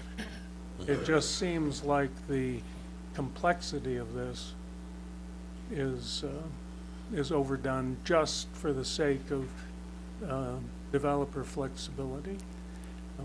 Personally, it strikes me as a little bit off. That's all. Chairman, Commissioner Gardner, if I may. So I think about it on two levels because I tend to get to work with communities for a very long time. So DC Ranch, for example, the developer is pretty much gone now, and we continue to work with the community there. And so the flexibility works, I'd say, the first time for the developer, and works a second time and multiple times after that for the community. And so if you think about a use like a grocery store, and the grocery store has decided that they're outcompeted because people have located at better locations nearby them, and the grocery store has gone vacant. In the private development world, for the grocery store to change to anything else, the person who owns the grocery store will have to decide that they're making so very little from the grocery store that it's not worth it to continue at all anymore, that I can't leave this spot empty anymore, and then I have to go through the process of getting it changed to something else. And they will resist that for quite a long period of time, and typically the grocery store will sit vacant for a long period of time before that next thing happens. What we are hoping to change in land use development in general is that natural evolution would happen faster, and that we would all have a pre-conversation about, well, the grocery store is good there, but if the grocery store ever went away, we'd also be okay with garden apartment at that location or a garden office at that location. And so when the owner of that grocery store starts seeing that the grocery revenue is dropping, they don't have to wait till it gets to absolute zero to make a decision. They have their finance committee sitting behind them saying, this property is worth more as office building, and we already have permission to do that. Why don't we go make a change to that rather than waiting until this gets to absolutely nothing? And so what we find for the community, we don't have enough track record of history to prove it yet. But what we're finding is rather than waiting till something absolutely fails for it to begin the discussion about what happens next, it allows those steps to kind of occur at a more even pace so you don't end up with these hiccups in the land use process. And in addition to going through the process of getting approvals of the various homeowner associations and what did you call the Master Association, yeah. Master Association. Is there an additional step? Does the city also have to get involved at all? Yes. Or is the city removed? So is it, instead of now 1 or 2 steps with the city, is it 4 or 5 steps? Like 3 internal and 2 with the city? I mean, I don't see how it's getting simpler. I'll show you today. So we will discuss that part today, and I'll walk you through what we think is already discussed in the master plan and what parts are yet, if the master plan, if we're lucky enough to get it approved, what parts would then follow each time something happened. Okay, And I don't George? volunteer to be on your Well, association. I think my question is a bit related to all these, and that is in terms of the, like you gave us a graph that shows that there can be a retreat, there can be an estate, or there could be a village, which is a tighter density, all on the same lands. But then in terms of how this rolls out, a developer or a builder wants to purchase a piece of land and build 50 homes or do one thing or another. And so there must be going to be a site plan process at which it comes forward, because the setbacks and the whole layout would be different depending upon the particular use at which you were wanted to invest in. So there would be a detailed site plan review that would vary depending upon the uses that a developer had. The uses could be anywhere among the 3 of them. It could be one of those categories, or it could be all of them in terms of how they might want to invest in their little development. Is that correct in terms of the rollout? Chairman, if I may, I'll skip to the regulatory portion, because I think most of the questions now are about the regulatory Okay, portion. let's do that. Let's do this. Yeah. Any more question about land use, guys? Yes. Any land use questions? Okay. You know, I think I'm witnessing that there's a lot of confusion over this. And I think I've heard a couple of comments that, you know, I wouldn't want to live in something like that. And that's going to be the case, I think, for something as urban as this plan is. I understand the plan works in many urban areas. Most of your examples showed high-rises and 4-, 5-, 6-story buildings. You also talk about 15-, 16-story buildings. So I think there's a lot of education that's going to have to take place here, partly because, well, we're calling it Deep Well Ranch, but the designs that we're seeing so far are anything but a ranch. So I think you're going to see some angst with some of the questions. And there's a lot of confusion. This is the first time we've ever seen someone come in and say, I'd rather have my codes than your city codes. And that's kind of new for all of us. So I think there's going to be a long learning curve here. I hope 4 meetings is enough. I'm not sure it's going to be enough. Okay. But one of the things I was noticing with your land uses, and I actually appreciate the way you, instead of a zoning, you're talking about regions. And you did put, if you could go back to your master plan slide, if that's possible for you, Trevor. Absolutely. The flexibility has to happen. We're not talking a parcel of land that we're planning on putting a building up and it's going to be done in 18 months and somebody's going to be using that thing. You need, as a developer, or even as a city, you need long-term planning. And I like having that available to us. One of the things that I'm concerned with, there you go. And if you could go to your general urban use.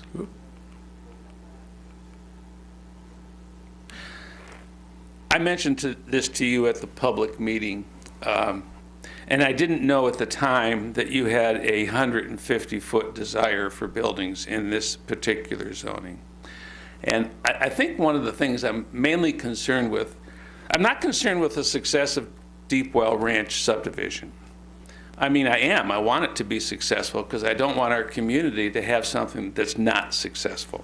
My personal fears are people come here because of its altitude, its ranchiness, its terrain, and they come here less for the urbanization.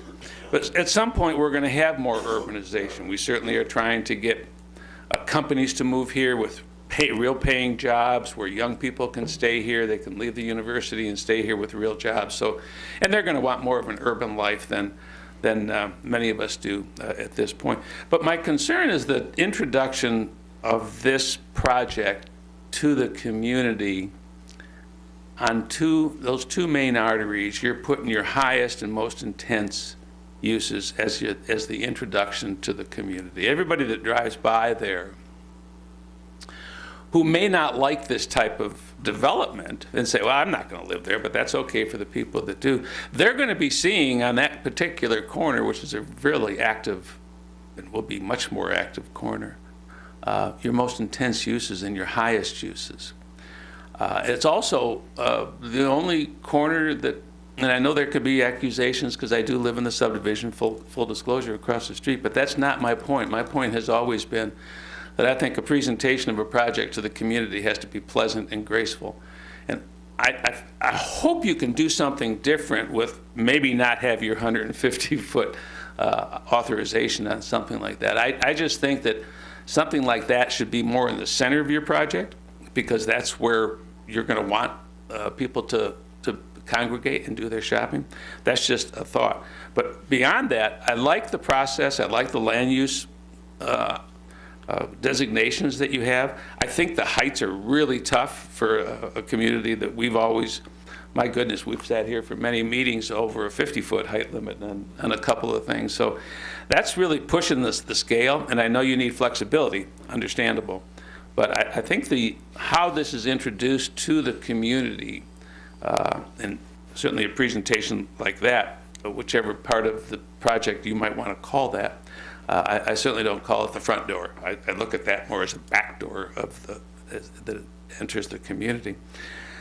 But I think we're going to have to understand here, the commissioners, I certainly have 100 questions, and I've got to be careful which ones I ask, because some of mine will always sound negative, and I don't want to sound negative. I'm pretty positive that this is something that could be great for Prescott 20 years from now and have its purpose, and we'll be glad that we had something that could accommodate different people. But just to go through this, it's a very confusing process. I found myself just in the 2 sections we were assigned to look at for today, just flipping pages back and forth. So please keep in mind in your presentation, there's going to be a lot of confusion, and you've already heard it from the commissioners. So that's my only comments at this point. Okay, anybody else on land use?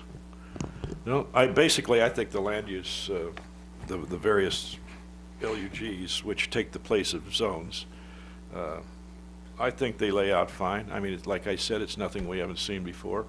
It doesn't bother me. I think the only thing I have a problem with, as far as anything, lot width, setbacks, densities, is I also agree with Ken. I think that intersection, whatever happens there, needs to be done very carefully. And I have a problem with height limits.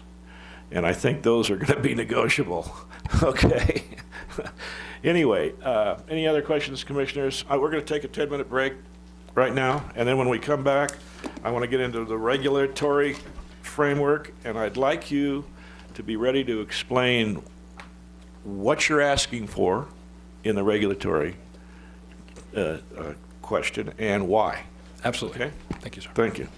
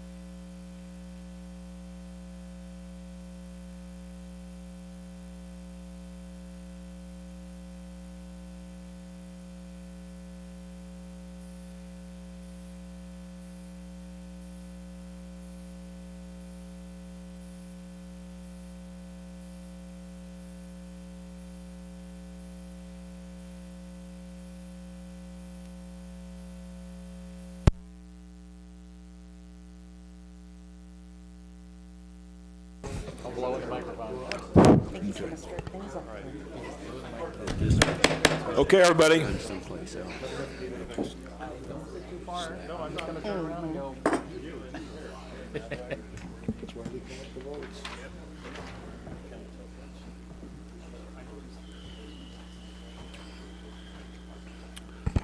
We're back.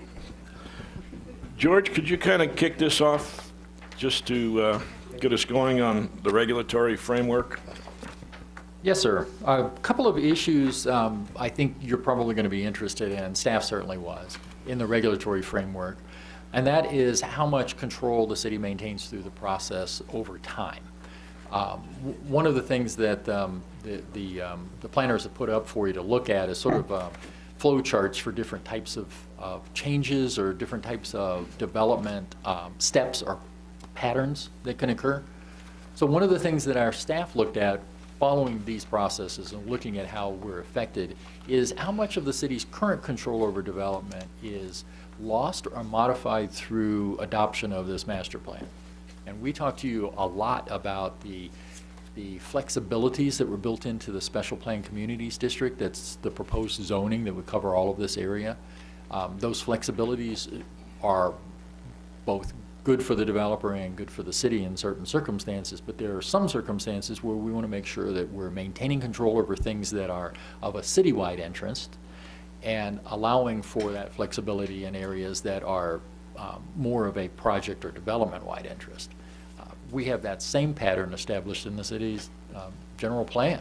We say that where possible, neighborhood interests should control at neighborhood levels, and citywide interests should control at citywide levels. So there are a few things in here that we're going to talk to you about over the next couple of meetings where staff has some concerns about citywide interest and controls. Obviously the airport's one of them and protections of the airport. There are some other things that will come up during the review process and discussion that probably could be split either as citywide or project specific. The flexibility is not a bad thing. We just want to make sure that there are certain aspects of that the city retains some ability to influence or control later on. I think what's going to happen with the diagram is we'll have a quick discussion of how things run through reviews. Those parts that are primarily on the developer side are those issues or those topics that are primarily associated with this project, internal development and internal impacts around them. Those things that require the city to be involved are those that we want to make sure that we have as much control as we feel is necessary to maintain the city's character and the city's ability to respond to those citywide interest issues. With that, I think it's probably good for them to go ahead and start through this diagram, and then obviously we're open to questions both for city staff and to the private planners. I'm not sure that's going to do a whole lot of good today, going through the diagram. I think we need to get into a verbal discussion. Very good, if you have questions. Okay. So basically, you want to start, George, and explain what the process that they're asking, the developer's asking for on this project? Or should I?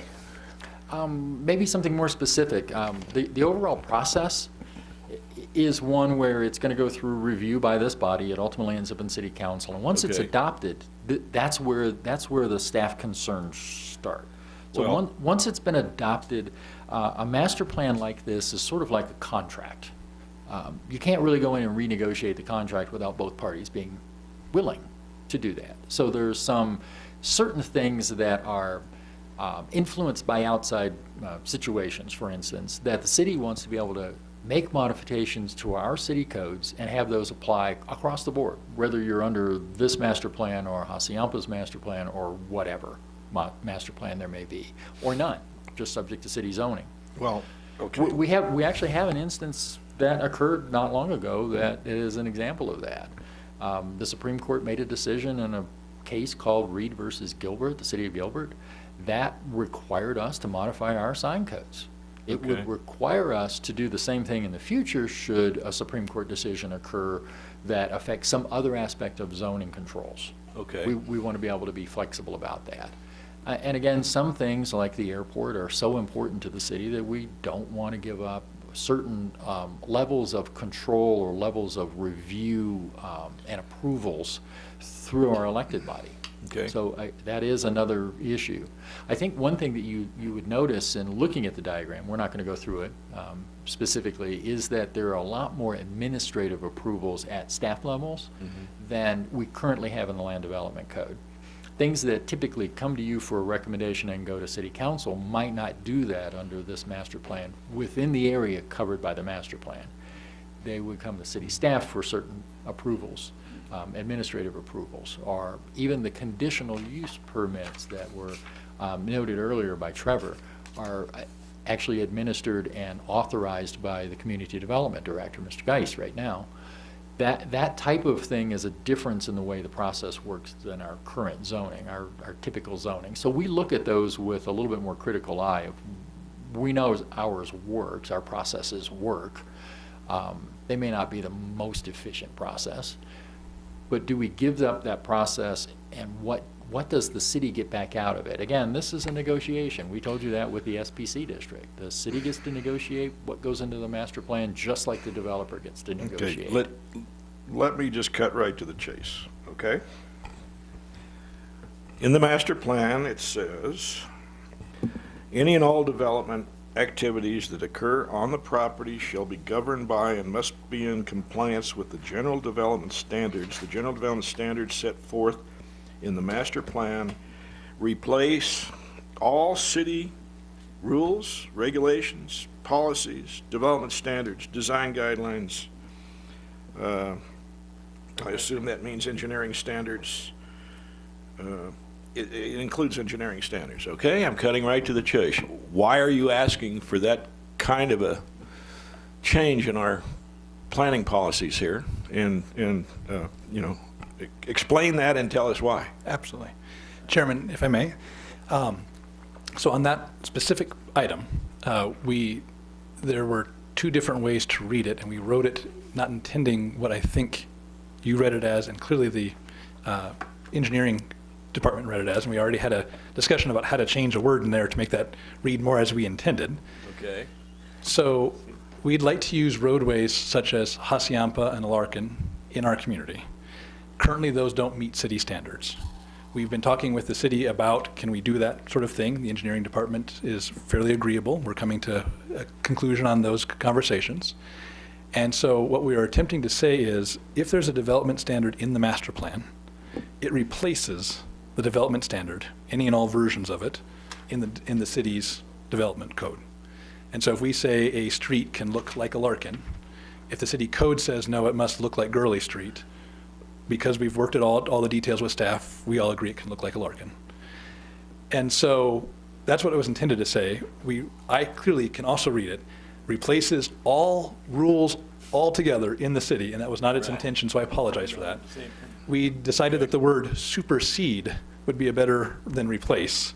And so if there's a rule here, and only if there's a rule here that we've agreed to with staff, it replaces its comparable rule.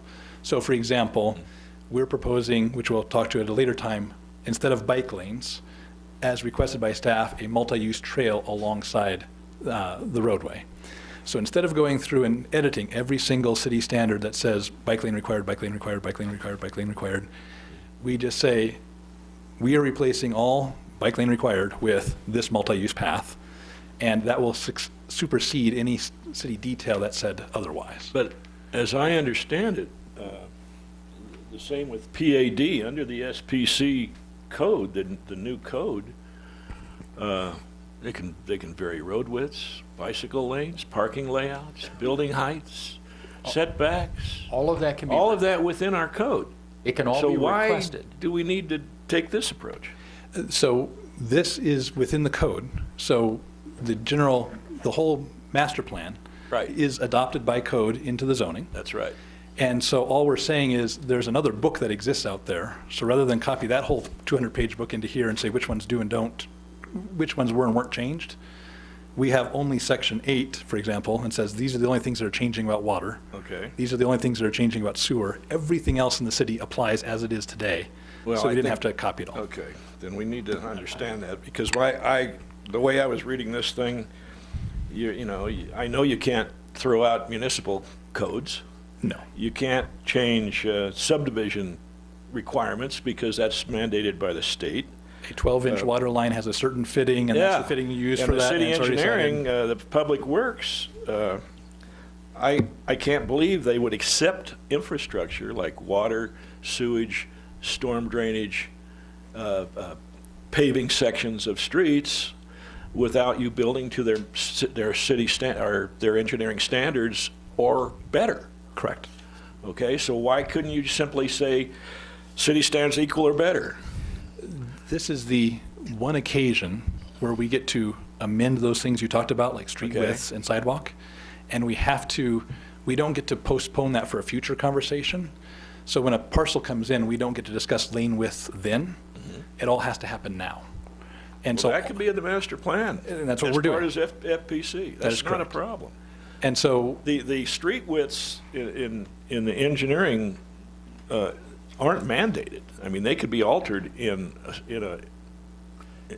a lot of codes, in PAD, for instance, right? They're subject to more restrictions. I mean, there's minimum widths, And that's like a part of- fire lane, okay? And those are the things that I think And a they're trying to parking, negotiate. size, you know? well, it gets more specific than that, They're all actually. reviewed. Every site plan is reviewed on a case-by-case basis now. And those standards have been developed and refined for years and years and years. For instance, you know, we know what a minimum parking space should be in Prescott because we got a lot of pickups. Understand. And so we've asked for the opportunity, and SPC opens that possibility, to go and talk with city staff about, okay, we've gone and found these standards throughout your city. We'd like to use those, and here's how we'd like to apply them. And if you want to change some of those, you could put that in your master plan. And if- that's what we've done. If staff looks at your changes and they say, okay, they want to change the width of a private street, for instance, by a foot or two and incorporate a bicycle lane or do something different design, you can do that under our code the way it is now. You don't have to waive our codes, though, to do it. No, we just have to be very clear in the writing. That's right. Which one In your works. master plan. Correct. You say, okay, here's the changes we want to make from your code, and do you agree or disagree? Correct. Right? Then they come to us, they say, okay, these are the changes, do you accept, okay, we accept those in the master plan, fine. That becomes the document that controls, Exactly. right? So, but I don't know, you got to rethink this, asking to waive all rules, regulations, and codes. It's impossible to design all the streets ahead of time on paper. You just can't do it. You got to get out there and look at the drainage and see what's under the street and all of that. Well, that's probably true too, but if it's in their master plan, as a minimum, they could do something more than the minimum. Well, as long as we still have a process to do detailed reviews on a case-by-case basis. No, I think Which that's I what don't we're think we trying to do. avoid. That's what we're trying to avoid, Well, yeah. right? Chairman, if I may. think the difference is the case-by-case basis that Mr. Sheets is talking about is a review by us at the time of a site plan or a building permit. The city will still issue building permits. There's no carte blanche handing away that process to the developer or the master Right. plan administrator. That's still Well, us. I think And that review will occur and it That's will the thing involve that all departments. That's the thing I was afraid of when I read this. That- And I've had, in all of your staff reports, almost every staff member has kind of mentioned that same concern. Again, because we all read that paragraph the way you did, not the way Trevor did. And I think it's in your best interest to completely rewrite that paragraph. Yes, sir. Yeah, because it doesn't give a good impression at all. And I think one of my concerns is, developers in Arizona have a checkered history. They Been a do lot of not. bad ones. No. There've been some good ones. And, you're doing a good job. The James family has good intentions, all that. But Things change. pieces of this are going to be developed by different people. What if we get a developer who's a crook? It happens. How does the city have control over this going forward to ensure compliance? And also, obviously the section in here of that it's waiving as any future modifications or new city rules. You know, we're all saying that 10 years from now, 20 years from now, we want flexibility. Well, you know, the city should have flexibility too. I mean, you know, the city shouldn't be locked into a 40-year agreement with no changes. So, I mean, there has to be give and take, and there has to be control to prevent problems down the road or to address problems down the road. There are always going to be problems. Just how are those addressed? How are those controlled? Chairman, Commissioner Gerner, if I could, so you have exactly that conversation, and we fear it even from inside. So the James family wants to make sure that this is a legacy project that makes the whole community proud of what they've done in those sort of areas. And so they have that same concern because there'll be lots of developers doing these pieces, and how do we ensure that happens in an orderly way? The master plan does an odd thing in a town's evolution. So normally, things like the path and trail system come in long after the town's all built, and you try to figure out a way to piece it in and work on old parts that may make it happen and bring it back together. The same with an open space system. The town is all built, then it starts saying, oh, we probably should have saved some open space. Where do we go back and see if we can find some or combine some together or make something happen and bring pieces back? And so typically, most of the things that we'll be discussing this month are done after everything has come and you try to figure out how to get these good things back in. In this case, we're trying to pre-negotiate all of those things that are usually the day-to-day conversation of this panel in these projects and saying, okay, how do we make sure that they live with their neighbors well and that all of these parts are coming together? And how do we ensure that they still have private property rights? So the James family's property is currently entitled, and they could go through the city process as is right now and go lot by lot and do those pieces. And you guys would sit and ask, like, well, are you connected to the trail system? And lot by lot, they'd answer the question, yes, no. You try to figure out if they were or they weren't, or does it matter that this one isn't, but that one is? And does it matter how it's connected or those sort of pieces? Is this one providing open space? Does the open space relate to any other parcel's open space? Should it? And so this panel has to grapple with that for the majority of the city on every single parcel. What the master plan tries to do is get out ahead of that conversation and say, we are all going together to sit down and have a conversation. We've been doing it for a year so far with staff about if we were doing that from scratch, because we get that chance here, which is unusual, where would we want those things? Would we want to aggregate the open space, civic space so it was also protective of the airport? Would we want to make sure the trail system connected in a certain way that made it a big regional system as well? And the hard part is, once we want to put all of those things in place, then most of our conversation has to switch to, are you doing it as we all agreed we were going to do it? Or are you coming in and saying, I no longer want to put open space where we all agreed we're going to put open space, and I don't want to build my part of the trail system because I don't want to spend money on that. And so this document protects the developer, the James family, as well, and saying, no, we agreed we're going to do these things, and now you have this piece, you have to do your part, because we all agreed that we wanted it to add up to this. And so this conversation now is about what does it all add up to, and then we come back with those pieces. The chart, why we put it up there, is because we're recommending a change to what we wrote. So we've had some nice conversations with staff the last 3 weeks about process. And what we were afraid of is the bringing something before this panel that would put you guys in a very bad position. And so if you think of, I don't know enough to pick the right spot, but let's say where the junior high was, that it already has legal permission and zoning to be an apartment complex. And all of the neighbors come out and say, we don't want it to be an apartment complex. When we moved in, it wasn't an apartment complex, but it already has zoning for an apartment complex. Then you guys are stuck in the horrible position of saying, we can't say no because it already has permission, but we want to make it the best it can be for the neighbors and everybody else. And so we didn't want to get you guys constantly stuck in that piece because we're saying some of these things have those sort of permissions right up front. And they already have those rights, and everybody who bought in agreed to it, and it was already explained to them ahead of time. What the staff said, though, is that you guys are very good at having to deal with that situation and having to deal with those differences about things and saying there is a difference between what the pieces are. And so what we're proposing is a two-pronged system. One, because the city, Prescott, has a very unique water allocation process. And so the conversation begins with, are we using water allocated to the James property, or is a property owner coming in and asking for water allocation from the city? If anybody comes and asks for water allocation for the city, they go through the whole city review process. Very simple, very easy, just as the city has currently. If they use the allocated water for Deep Well Ranch, that frees up a little bit of the process in there because a lot of the city process is about water allocation, and we know there's already water there for that. If that happens, then what we are proposing, which is a change from the document in front of you based on our conversations with staff, is that if it's a plat, it comes to this body. Well, first staff will review it. Then it comes to this body to review the preliminary plat for a piece of property.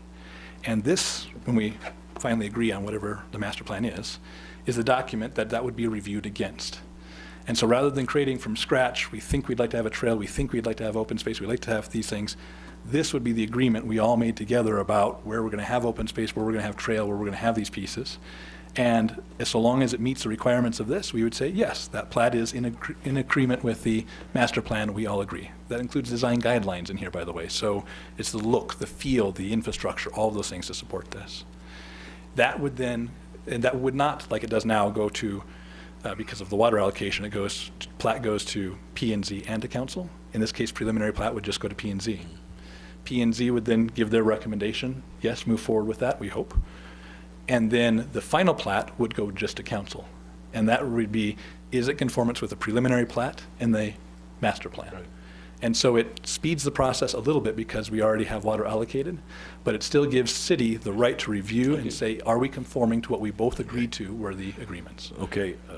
Ken, you had a question? I do, but I'm going to back up. Did you say that it does come back to planning and zoning? For it does not.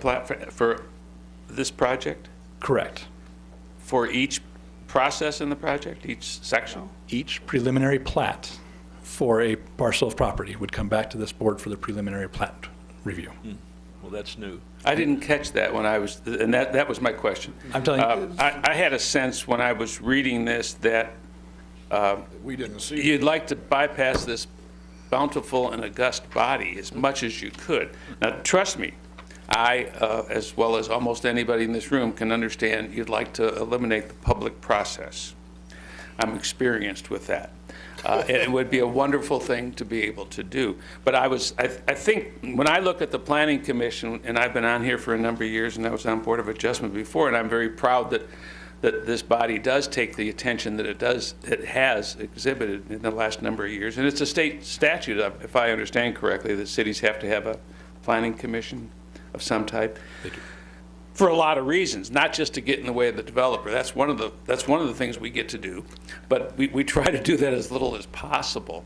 So I was reading this, and you're going to have to put arrows on it for me because I read this. I highlighted the same paragraph that Tom did, and I see what we talk about major amendment. Major amendment is only if you increase over your budget, your space budget. So there'll be very few major amendments. And the minor amendments is just worked out with staff. Correct. So I don't know where it comes back to Planning Commission, and maybe that's what some of us are feeling, that we're kind of cut out, which would be fine if that was the case. And then when you talk about a development agreement in here, and I don't know what that is. There's Section 4.3 talks about a development agreement. Chairman and Commissioner, the language you have in front of you does not do what I just described. So it says that our fear was that we would not want to put you in that awkward position we talked about. Staff reassured us this last 2 weeks that that would be just fine. And so we got approval from our group to say, if the conversation is limited to in compliance with the master plan, that we will come back here for a preliminary plat review.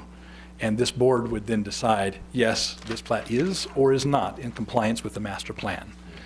And so it would set the parameters just like zoning normally would for a property and say zoning is already granted, does your plat comply with the zoning requirements that were in place? And so couched in that area, we have agreed to change what was written there and come back to this board for preliminary plat review. Well, I mean, we need to know whether Thank it would be a full public hearing or not in terms of what our process would be, or if we allow input, but we can vote on it that day. If it's a full public hearing, Yeah, it's then it gotta might be. come to us multiple times. It's got to be. so- It's got to be. I have a basic question, okay? With approval, you submitting your master plan the way you want it, showing all your idiosyncrasies, for instance, street widths, alley widths, sidewalk locations, stuff like that. Everything's on that master plan. Why can't this project, with that master plan specifically approved, be handled under the framework of the existing zoning codes and approvals processes? I don't see why it can't be under SPC. I've been asking staff, I said, what is it that they want that can't be done under that SPC zone with an approved master plan? And I haven't gotten any answers. I mean, why are we reinventing the wheel here? I mean, every other developer that comes in the city has to live with our zoning rules and regulations as a package. Why, that's why I'm asking, why can't you guys? Chairman, so I think you can do your project under the framework that we have in the city. Tom, do you agree? He's ready to give you an answer. Well, the short answer is yes. Okay. Now. certainly. Chairman, so if you think of the property, so normally you come in with a PAD to change development standards. And they come before this body in a public hearing, usually 2 or 3 meetings with you, and then they go on to council for 1 or 2 meetings with council to get a PAD approved. That's what we have before you now with the master plan, basically. The same things that would be in a PAD we're doing with the master plan. Exactly. The request is a strange one then, in saying, okay, so we have our PAD approved. Right. Now, how many more times would you like us to approve the same PAD?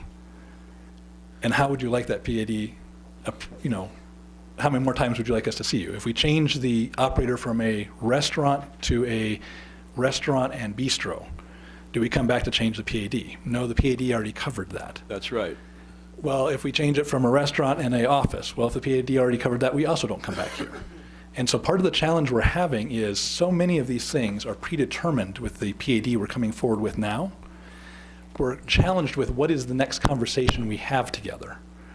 And so if the plat meets the requirements of the PAD, our thought was we've been here, we've had the public process, we went through the whole piece. And with your LUGs, you can just plug them in. Right? Exactly. And you don't have to come back and say, is it okay if we put it, we do this within that LUG? Or exactly. This, because it's already in the master plan. That was our initial proposal. That's what's in writing. I can't see why that won't work. Well, so staff was concerned that there is enough flexibility in the way we've written those, and enough vagueness, because we included design guidelines and we included things and not a specific building. Too much vagueness. Too much vagueness. And too much detail. That's what you're dealing with, is the vagueness. That's correct. And so we both talked with each other and said, who is the best body to determine the vagueness? And so we said, the best folks to decide that, who do it on a regular basis, is this panel right here. And so, limited to the vagueness part of the conversation now, we have agreed we'll come back to this group to discuss the vagueness part of the PAD. And so a preliminary plat, instead of going through the whole process, because we already have approval for it, what we would do instead is come back for are we in compliance with this? Mm-hmm. Here's what we said we were going to do. Here's what we both agreed in the public process we were going to do. This is our PAD. But now we're going to have a conversation, and there gets to be a discussion. Did we live up to it? And if we lived up to it, we don't need to go through a whole nother PAD process. Well, we just need to say we're in line with it. That's true. And the staff, you check the master plan, say, yeah, it complies. I mean, what's the deal? We both agree we'll come back and see you and just say, they will say, yes, we apply. Not in every instance, though. Specifically in plats, that's what we're discussing at this point. I mean, there's a lot of approvals that are given to the director. Correct. I commend you. This is such a gargantuan process that you're handling, and I don't know how you can stand up there smiling as well as you do, unless you had surgery to go there immediately. But you're very good at it. But when I look at the LUGs, I'm reminded of it used to be a comic strip in the newspaper where you had these 2 pictures and you had to figure out which one didn't have the same thing in it. I forget what they used to call that. But I look at this and I say, well, all of these areas, many of these areas are exactly the same. Yes. And so I say, is that what we're talking about? if it complies with, If it's on the list and it's in that, so yes, there's going to be very few times that it doesn't, because most of these things overlap each other. So we're thinking if it's an estate, we're looking at housing, and we think if it's regional or regional center or campus, it's something different. But they've said we can have this be anything we want in many cases, not in every case, of course. I don't mean that. That doesn't mean to imply that. And I think that's what I'm looking at, saying, well, that really does say they don't have to do much because they've already been pre-approved. well, except for individual preliminary plats, they're saying they will come back here, which is good. So you'll have a chance to look at it and say, why are we putting an elementary school next to the rock crusher? You know? Gloves up. So to change the topic abruptly, Okay. one of the things that the master plan does is sort of replace all of our zoning processes. So you're not going to be looking at changing the zoning and Right, the and setbacks SBCs. and Right. yeah, densities. That's and- pre-established by the master plan. Right. What it doesn't, what staff had concern about and what this modification actually does for us is it leaves the review in for those things that affect other properties that are outside of the master plan. Okay. Plating can do that. How you put streets, how you make the streets connect together is part of a subdivision plat. I mean, there's street designs that occur prior to that, but the connectivity is a plat process. Right. The types of uses that can occur and the size and shapes of properties and the frontages are all part of that subdivision plat process, and those things have external effects. So again, staff wants to make sure that the city maintains influence, if not control, over those things that affect other parts of the city outside of the master plan itself. Sure. So, and that revised process that they're showing up here, because this, what's on the screen is different than is in the book that you have. Okay. It is better for us. And that gives us a continuity with our current process? It gives us more continuity. There's some things that we're still working out. Their meetings will continue between them and various staff Okay. members of the city to talk about details. And that's important. Let me say, Chairman, the process we're going through right now will go through exactly the city process as it's outlined. Okay. So our first approval of the PAD will go through the entire city process. Our PAD is the master plan. We have to go through public open houses. We go through this commission's public hearings. We go to council public hearings. We go to a lot of outreach. It's the full public process, exactly as outlined in city code, no deviations. Okay. We are Good. only talking about the subsequent approvals, once we have that approval, Okay. provided we get that approval, Okay. would go through a modified process. Okay. Because we've been through this whole approval to get the zoning already, that was the public process that was required. Well, And it's so- pretty close. I mean, even your modified process is going to be pretty darn close to what every developer goes through now. There are some things that are a little different. Those things generally are not. But that can be applied to the master plan approval, right? They are part of If the there's- master plan. If there's a few little idiosyncrasies in the thing and how you deal with it, fine, put it in the master plan. But I still think it can all be handled under the current city rules and regulations. I just don't understand why we need to change much. I mean, tweak this and tweak that a little bit, but basically, I'm saying, hey, every developer comes to town and plays by the same rules. That's what I'm kind of coming up with. And it doesn't sound like it's going to vary very much. It's nothing different than the PADs we've approved in the past, except it's now includes commercial and industrial. Oh, by the way, your SPC amendment does not include industrial, Section 6. Did you guys know that? It includes employment, which we were told included that sort of category, but not the heavy industrial, just the light It industrial. doesn't specifically include the industrial section of the code. You may want to take care of that. It mentions industrial by name, but it doesn't mention it by section like it does commercial. Okay, just to let you know. Yeah. Yeah, well, under this, when the preliminary plat comes to P and Z, I would expect that we're not just bouncing back to the master plan and these land uses, but if we That's my want to fear. do a spatial use permit and mitigate a particular, interface between different land use types, so we'd have an opportunity to discuss that in the final design of that plat and put stipulations on there, just like we do regarding things like lighting and noise and those kinds of things. Yeah, I think there should be something in there so we can consider it a SUP. I mean, that's what it means. It's a special use permit because it's got special concerns. And I'm not sure we could build that into a master plan ahead of time. Chairman, Commissioner, if you take a look at the conditions we've listed, so what normally has to happen for a special use permit to be issued is that you can't randomly decide yes or no. You have to decide yes or no based on criteria and whether or not the criteria are met. Okay. And so what we've done is outlined all of those criteria and said, okay, here are the criteria. Are these conditions being met for each one of these uses? And so our request is to have those discussions now, because our PAD sort of is now, and saying, have we addressed all of the appropriate So that's in your categories? parcel, in your preliminary plat, that's itemized out there as you're addressing these concerns with this boundary, and at that time you present that to us. That is done with the site plan review typically, and that is a staff element. Yeah. And the plat for that property, though, would come here. Okay. So, but the special use permit wouldn't be dealt with the same way, right? Correct. So the George? use permit, So there are two changes to that. One is, just like our current code, Okay. the land development code specifies uses and in each district, zoning district, Okay. whether it's permitted, conditional, or special use permit, or temporary use permit. So there are different types of those things already specified.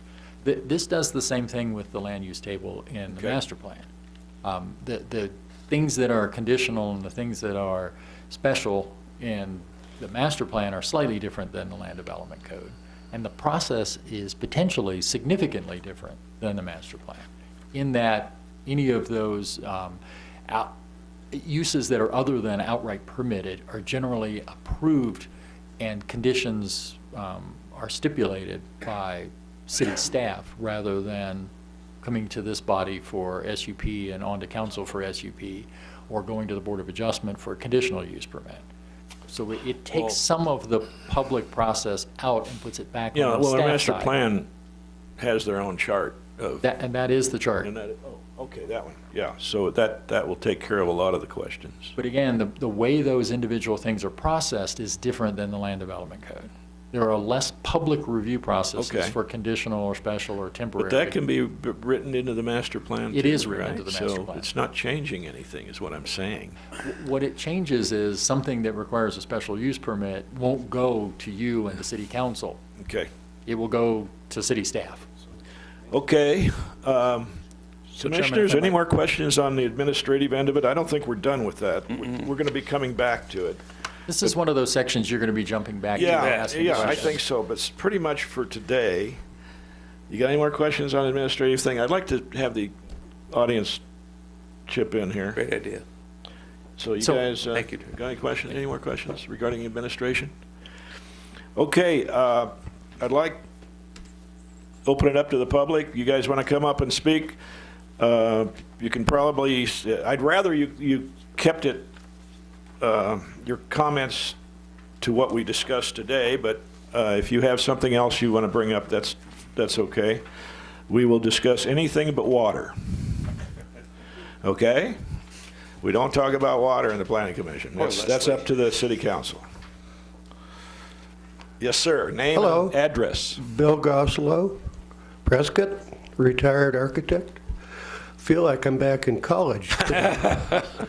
I had an idea. Trevor, is this your phone? No. Oh. I had an idea. Drew it up, and I'm ready to apply it to this master plan. It would be an idea whereby the intersection of Highway 89 and Pioneer Parkway, if you created a buffer space to the retail area to soften the impact of the buildings that are going to be in that intersection. They're going to be fairly big buildings. And if you left 200 or whatever feet of setback, you might soften the impact of this retail area, because that's your first impression of this whole development. And if you just put big box stores right there on the property line, some of them are going to have their fanny looking at that intersection. And the fanny of a big box store is nothing fun to look at. Okay? You're really going to create a bad impression. We were commenting on the same thing, the concern about that, you know, what was going into that quadrant. For the record, I do not know this man. You don't? I don't know him. Okay. I just got out of prison about No, 3 days I ago. had said the same thing. Yeah. Oh, okay. But I do take an interest in this, and I'm learning a lot. George and I are together on CWAG, and I do have some pretty good ideas to give to you, and I will give them to you as it occurs to me. Okay. All right? Well, you're the third one that's hammered on the developer about that same intersection. Well, yeah, but he's trying to do the right thing. Sure. We're trying to do the right thing, and somehow it's going to be a stew that we put together with careful thought. That's a great way to put it. Appreciate your comments. You're welcome. Thank you. I do want to say I received a letter from Al Williams. And Al Williams is basically also very concerned about that intersection. He said he doesn't think that the current, he says within a certain number of years that whole intersection will have to be reworked, and that they should certainly consider leaving a lot of right-of-way. So he's essentially saying the same thing. He says you should leave a lot more right-of-way all around that intersection for future modification. He's an old traffic engineer. He's very concerned about that one intersection. Yes, sir. Andrew Ozels. I live at Golf Links subdivision, 2029 Golf Links Drive. It's basically his question or request. Through this whole presentation, we did not hear any comments on the effects that may be on the subdivisions of Antelope Hills plus Pinion Oaks.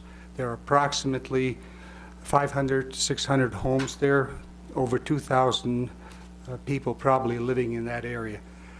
No comment from the developers on how the section on 89A and the Pioneer Parkway would affect our community.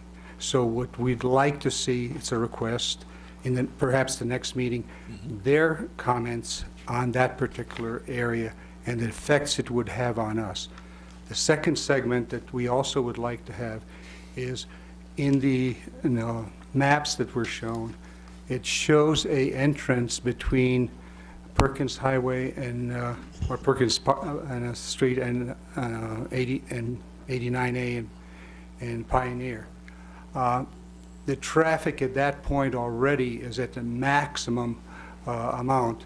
In fact, we requested a outlet at our subdivision, and ADOT did not allow it because of the amount of traffic there. So the big question we have is that entrance onto 89, has ADOT had any comments about the possibilities of that happening? Because it seems like initially, less than a year, well, about 2 years ago, I guess, they would not allow us to have an entrance onto 89. Right, when we were discussing the church. Right.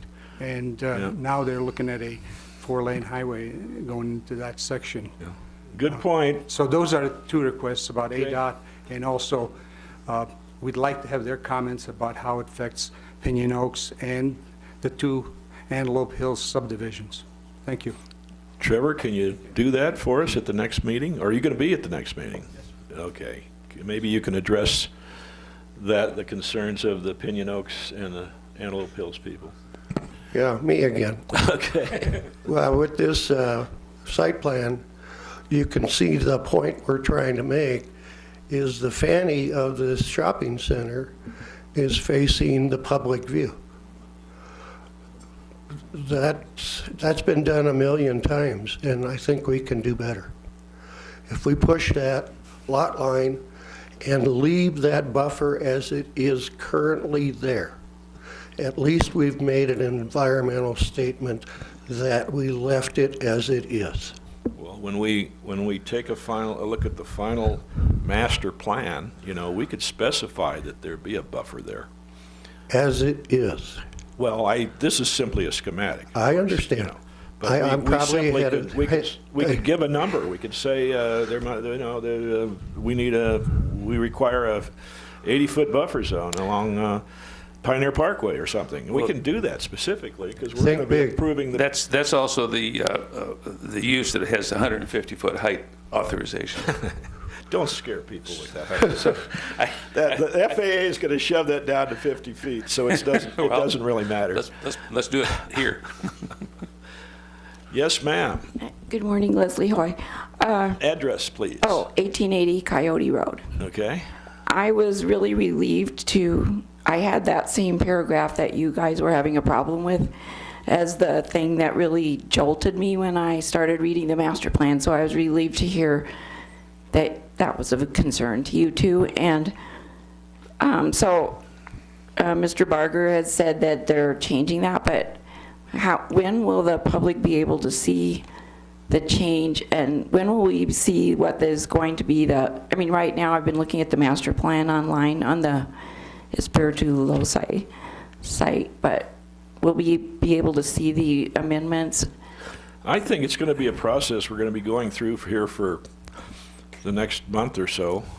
I don't know if the graphics are going to change. I'm not concerned about the graphics. I'm concerned about the text. Oh, the text. Oh, yeah, okay. And, really a lot of this master plan appears to be boilerplate from some other project. And I think it would be important for us to see the parts that have been inserted that are specific to Prescott and are not part of the boilerplate.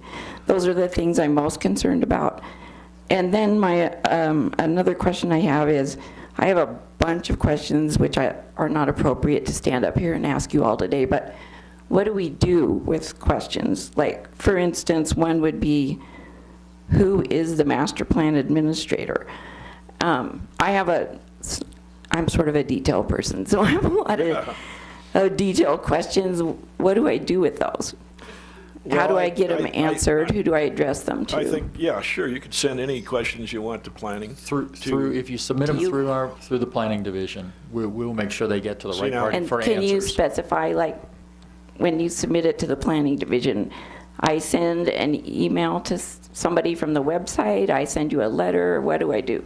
We'll get you a couple of cards of people that you can send it directly to. Okay, perfect. Thank you. See, we're going to be getting into the administrator thing, I want to know how it works and what he does. I don't particularly care who he is. Well, I guess, and I know we all understand the seriousness of the decisions that are being made for the people 40 years hence. And as we know, government has made a lot of bad decisions in the past. So I would like to see us make the best decisions we can and also preserve the ability for the public to be involved as much as possible. We agree, 100%. Okay. Thank you very much. Hey, thank you. Anybody else? Hello, my name is Larry Meads. I'm at 1504 Delilah Drive here in Prescott. Okay. And just a couple of things came to mind. One is that this developer's coming in with their land use guide. That's a real sincere effort, I see, and I'm sure it's got merit. I just want you to think that what precedent would it set to adopt their land use guide? Because will other developers come in and bring their version of a land use guide and expect it to be adopted and so forth? I'm not saying there's a specific answer to that, just food for thought. Well, they're basically their master plan, which is their guide, is going to be specific to this SPC zone, just that single one. Now, that doesn't mean that other developers couldn't come in with their own SPC master plan with their own guidelines in it at a future date, because that zone is existing, or it's going to be existing with the modifications, right? So yeah, in the future, if a developer wants to come in and build under that zone, it's a brand new ball game. Okay. And the other thing, the space around that intersection, I think, would be critical, because it's hard to say how that will develop as the city grows and matures. I agree. You might have to have cloverleafs there to transition from one road to another. You might have to have space for a turnaround there. So there's a lot of space issues I see at that particular intersection. So thanks for taking that into consideration. We've had quite a few comments about the fact that that intersection in the future will need to be redesigned, because it's going to be overwhelmed.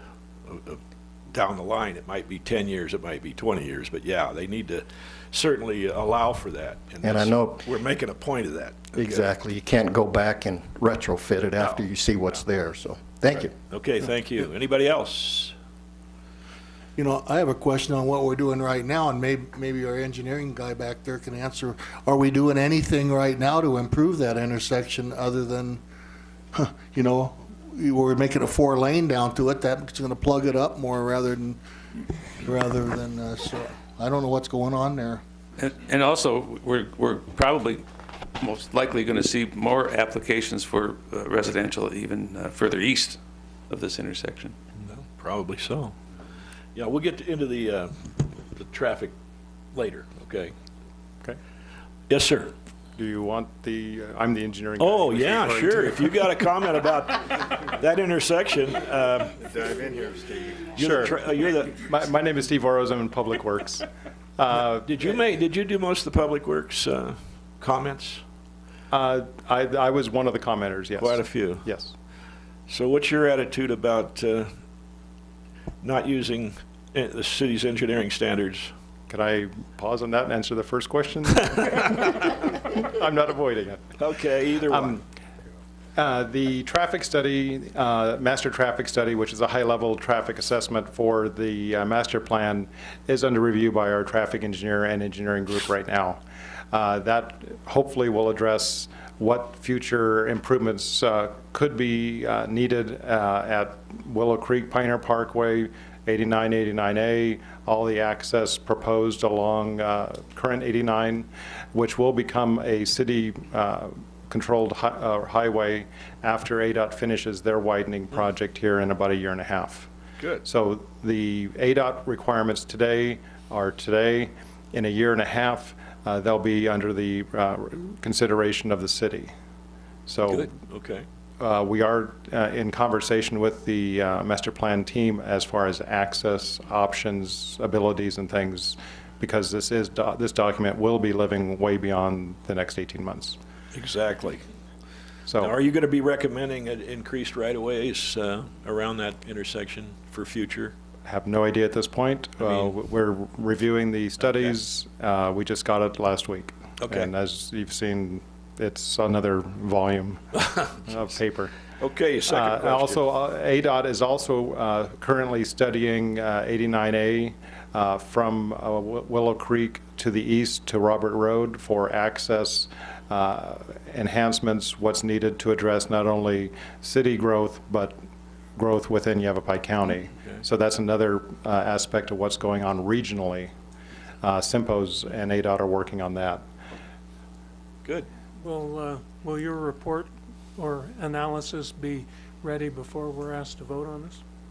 We would hope so, because we still have to review the water master plan, sewer master plan, drainage master plan, and other technical reports as well. Yeah, you had a couple pages in there on water distribution questions. Correct.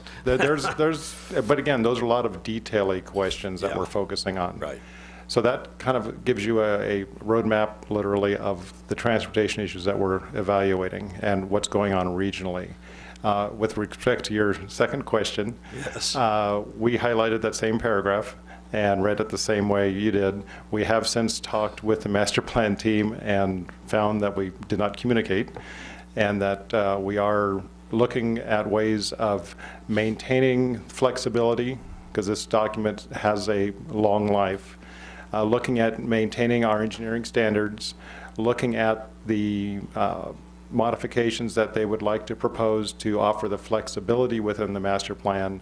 We're going to be reviewing those specific modifications to our standards, maybe at a conceptual level, more than X and Y sort of things.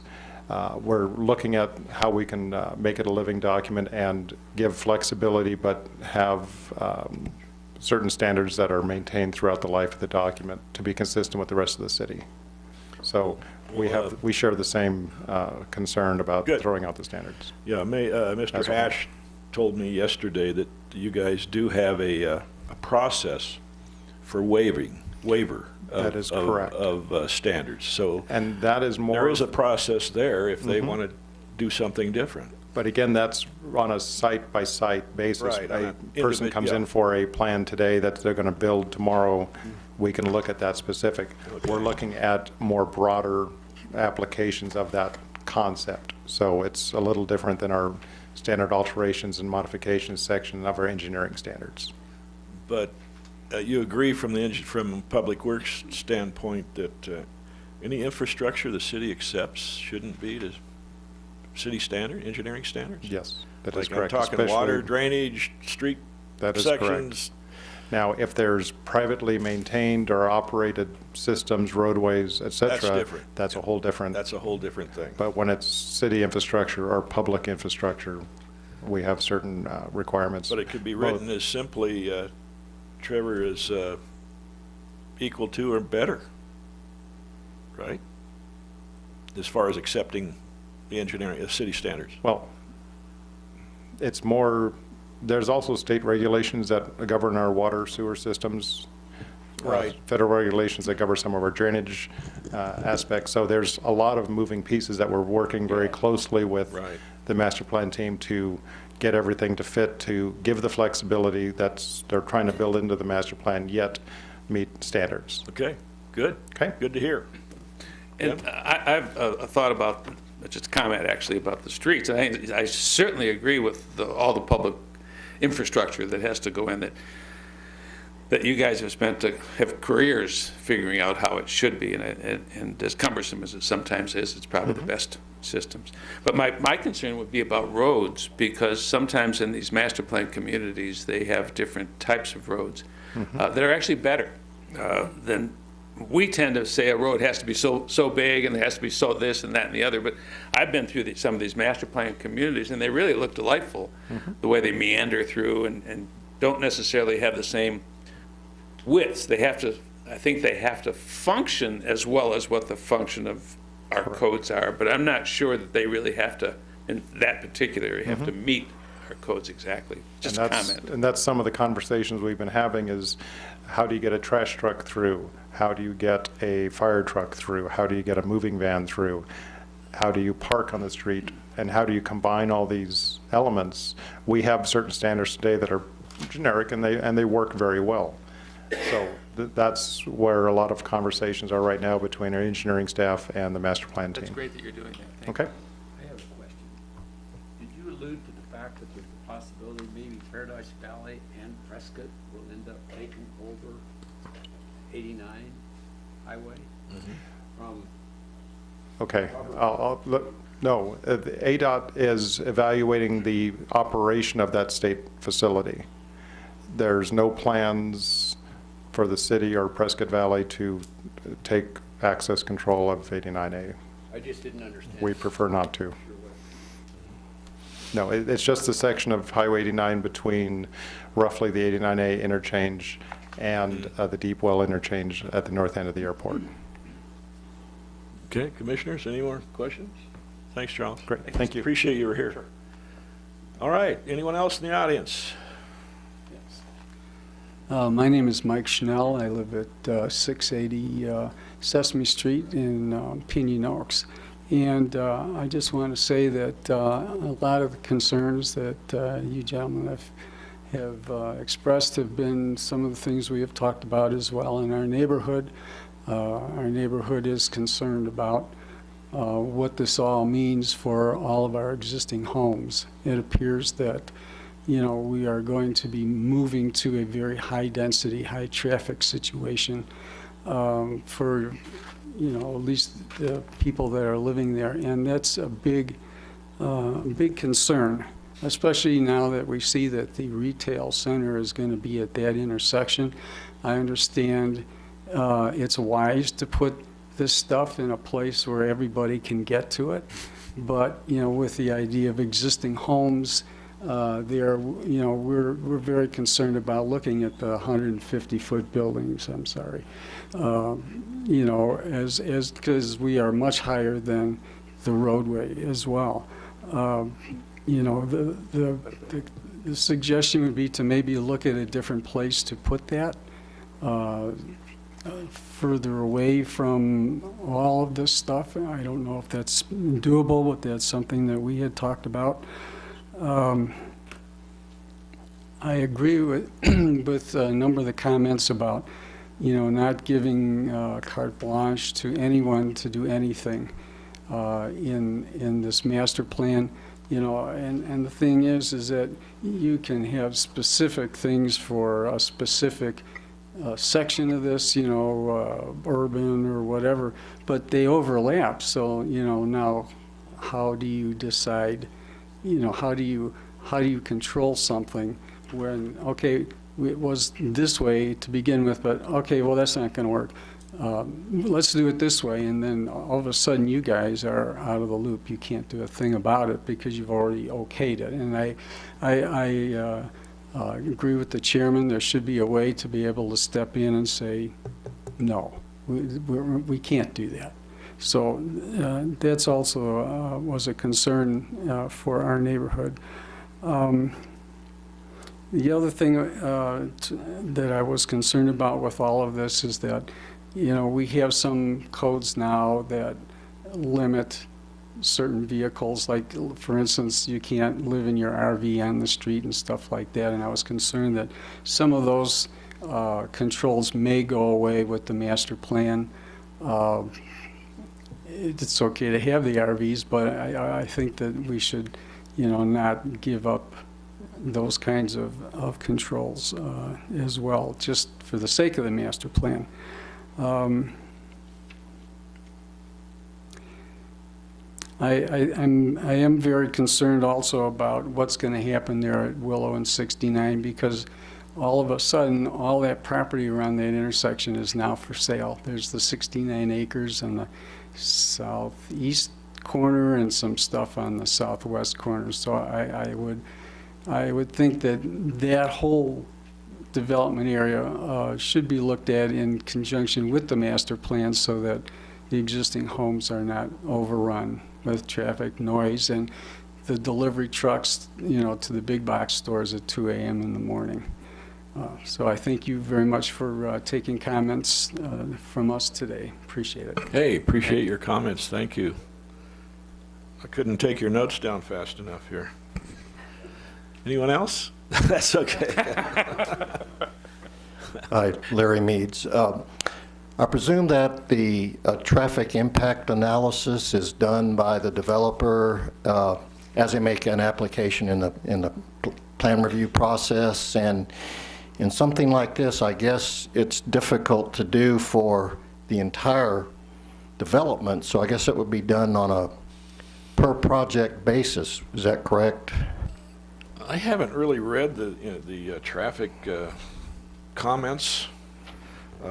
George, how is that handled? In this particular case, there's an overall plan for traffic impact analysis for the project, but I believe there will be specific ones for intersection improvements, for instance, in the future. Okay.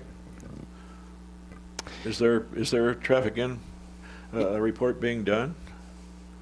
Yes, that was what I was alluding to earlier, okay. Is that there is a master transportation study at a master plan level that has been prepared by the master plan team that we are currently reviewing and going to be providing comments on. That applies strictly to this project and yes. how it affects the surrounding traffic. Okay. And does that necessarily make certain assumptions that it's going to lay out a certain way? Has to. Yes. And then there's provisions for, would that establish some maximum traffic criteria, or could that change as well? Typically, master plan traffic studies look at when you have a zone, or like a LUG that has a certain density, they would usually look at a typical use density within that category and then apply their trip generation factors and do their analysis of the traffic volumes, et cetera. It is a kind of a gross look at traffic.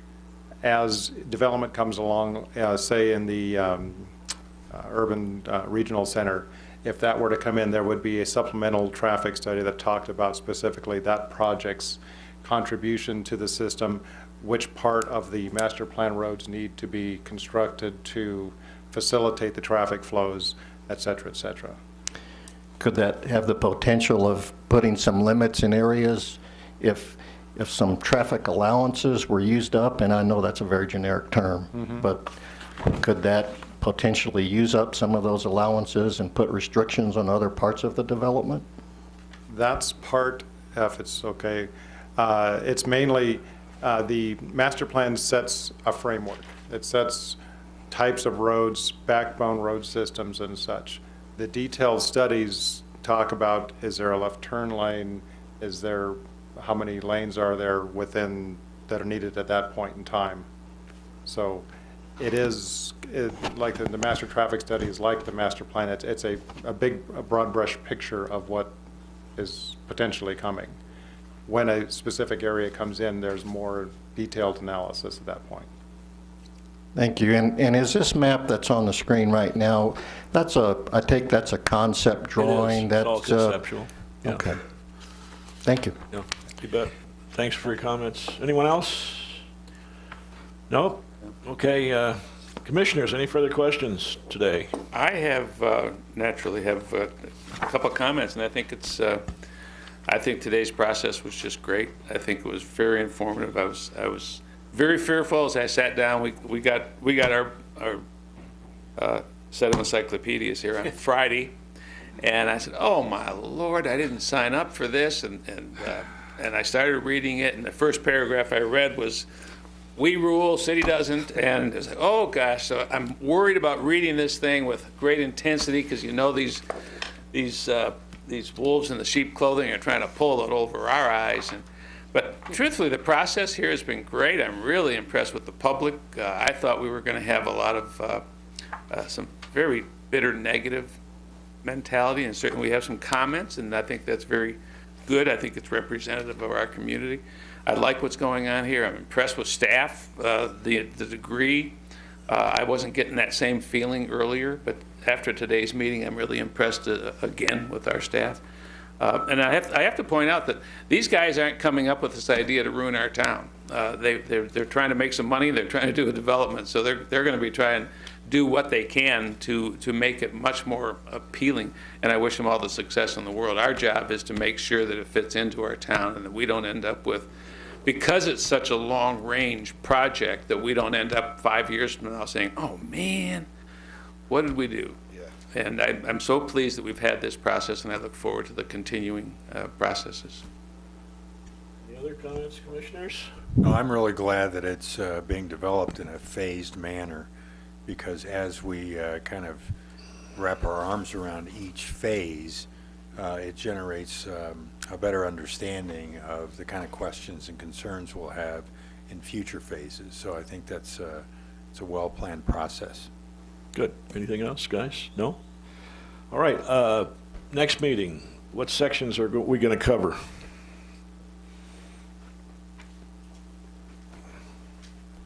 Mr. Geis stole my staff report with that information in it. So I think I have it right here. Sure. Thank you. The intention of covering those sections doesn't limit you to doing what you did today. Sure, with the we can go questions back that and got forth. out of, yeah. But Sections 7, 9, 10, and 13. So those are mostly design detail sections. They're going to get into the weeds a little bit. We should have some better staff comments available for you by the time you have that meeting. We're going to send the comments that Mr. Menzer was talking about to Trevor and his group. Right, the today. engineering from Public Works, yeah, they had Correct. quite a bit, they worked hard at that. Yes, sir. Oh, I'm just going to answer the same question. Oh, okay. Well, I think we're covered. Next meeting is? 17th. 17th. We're adjourned. 7, 9, 10, and 13. Section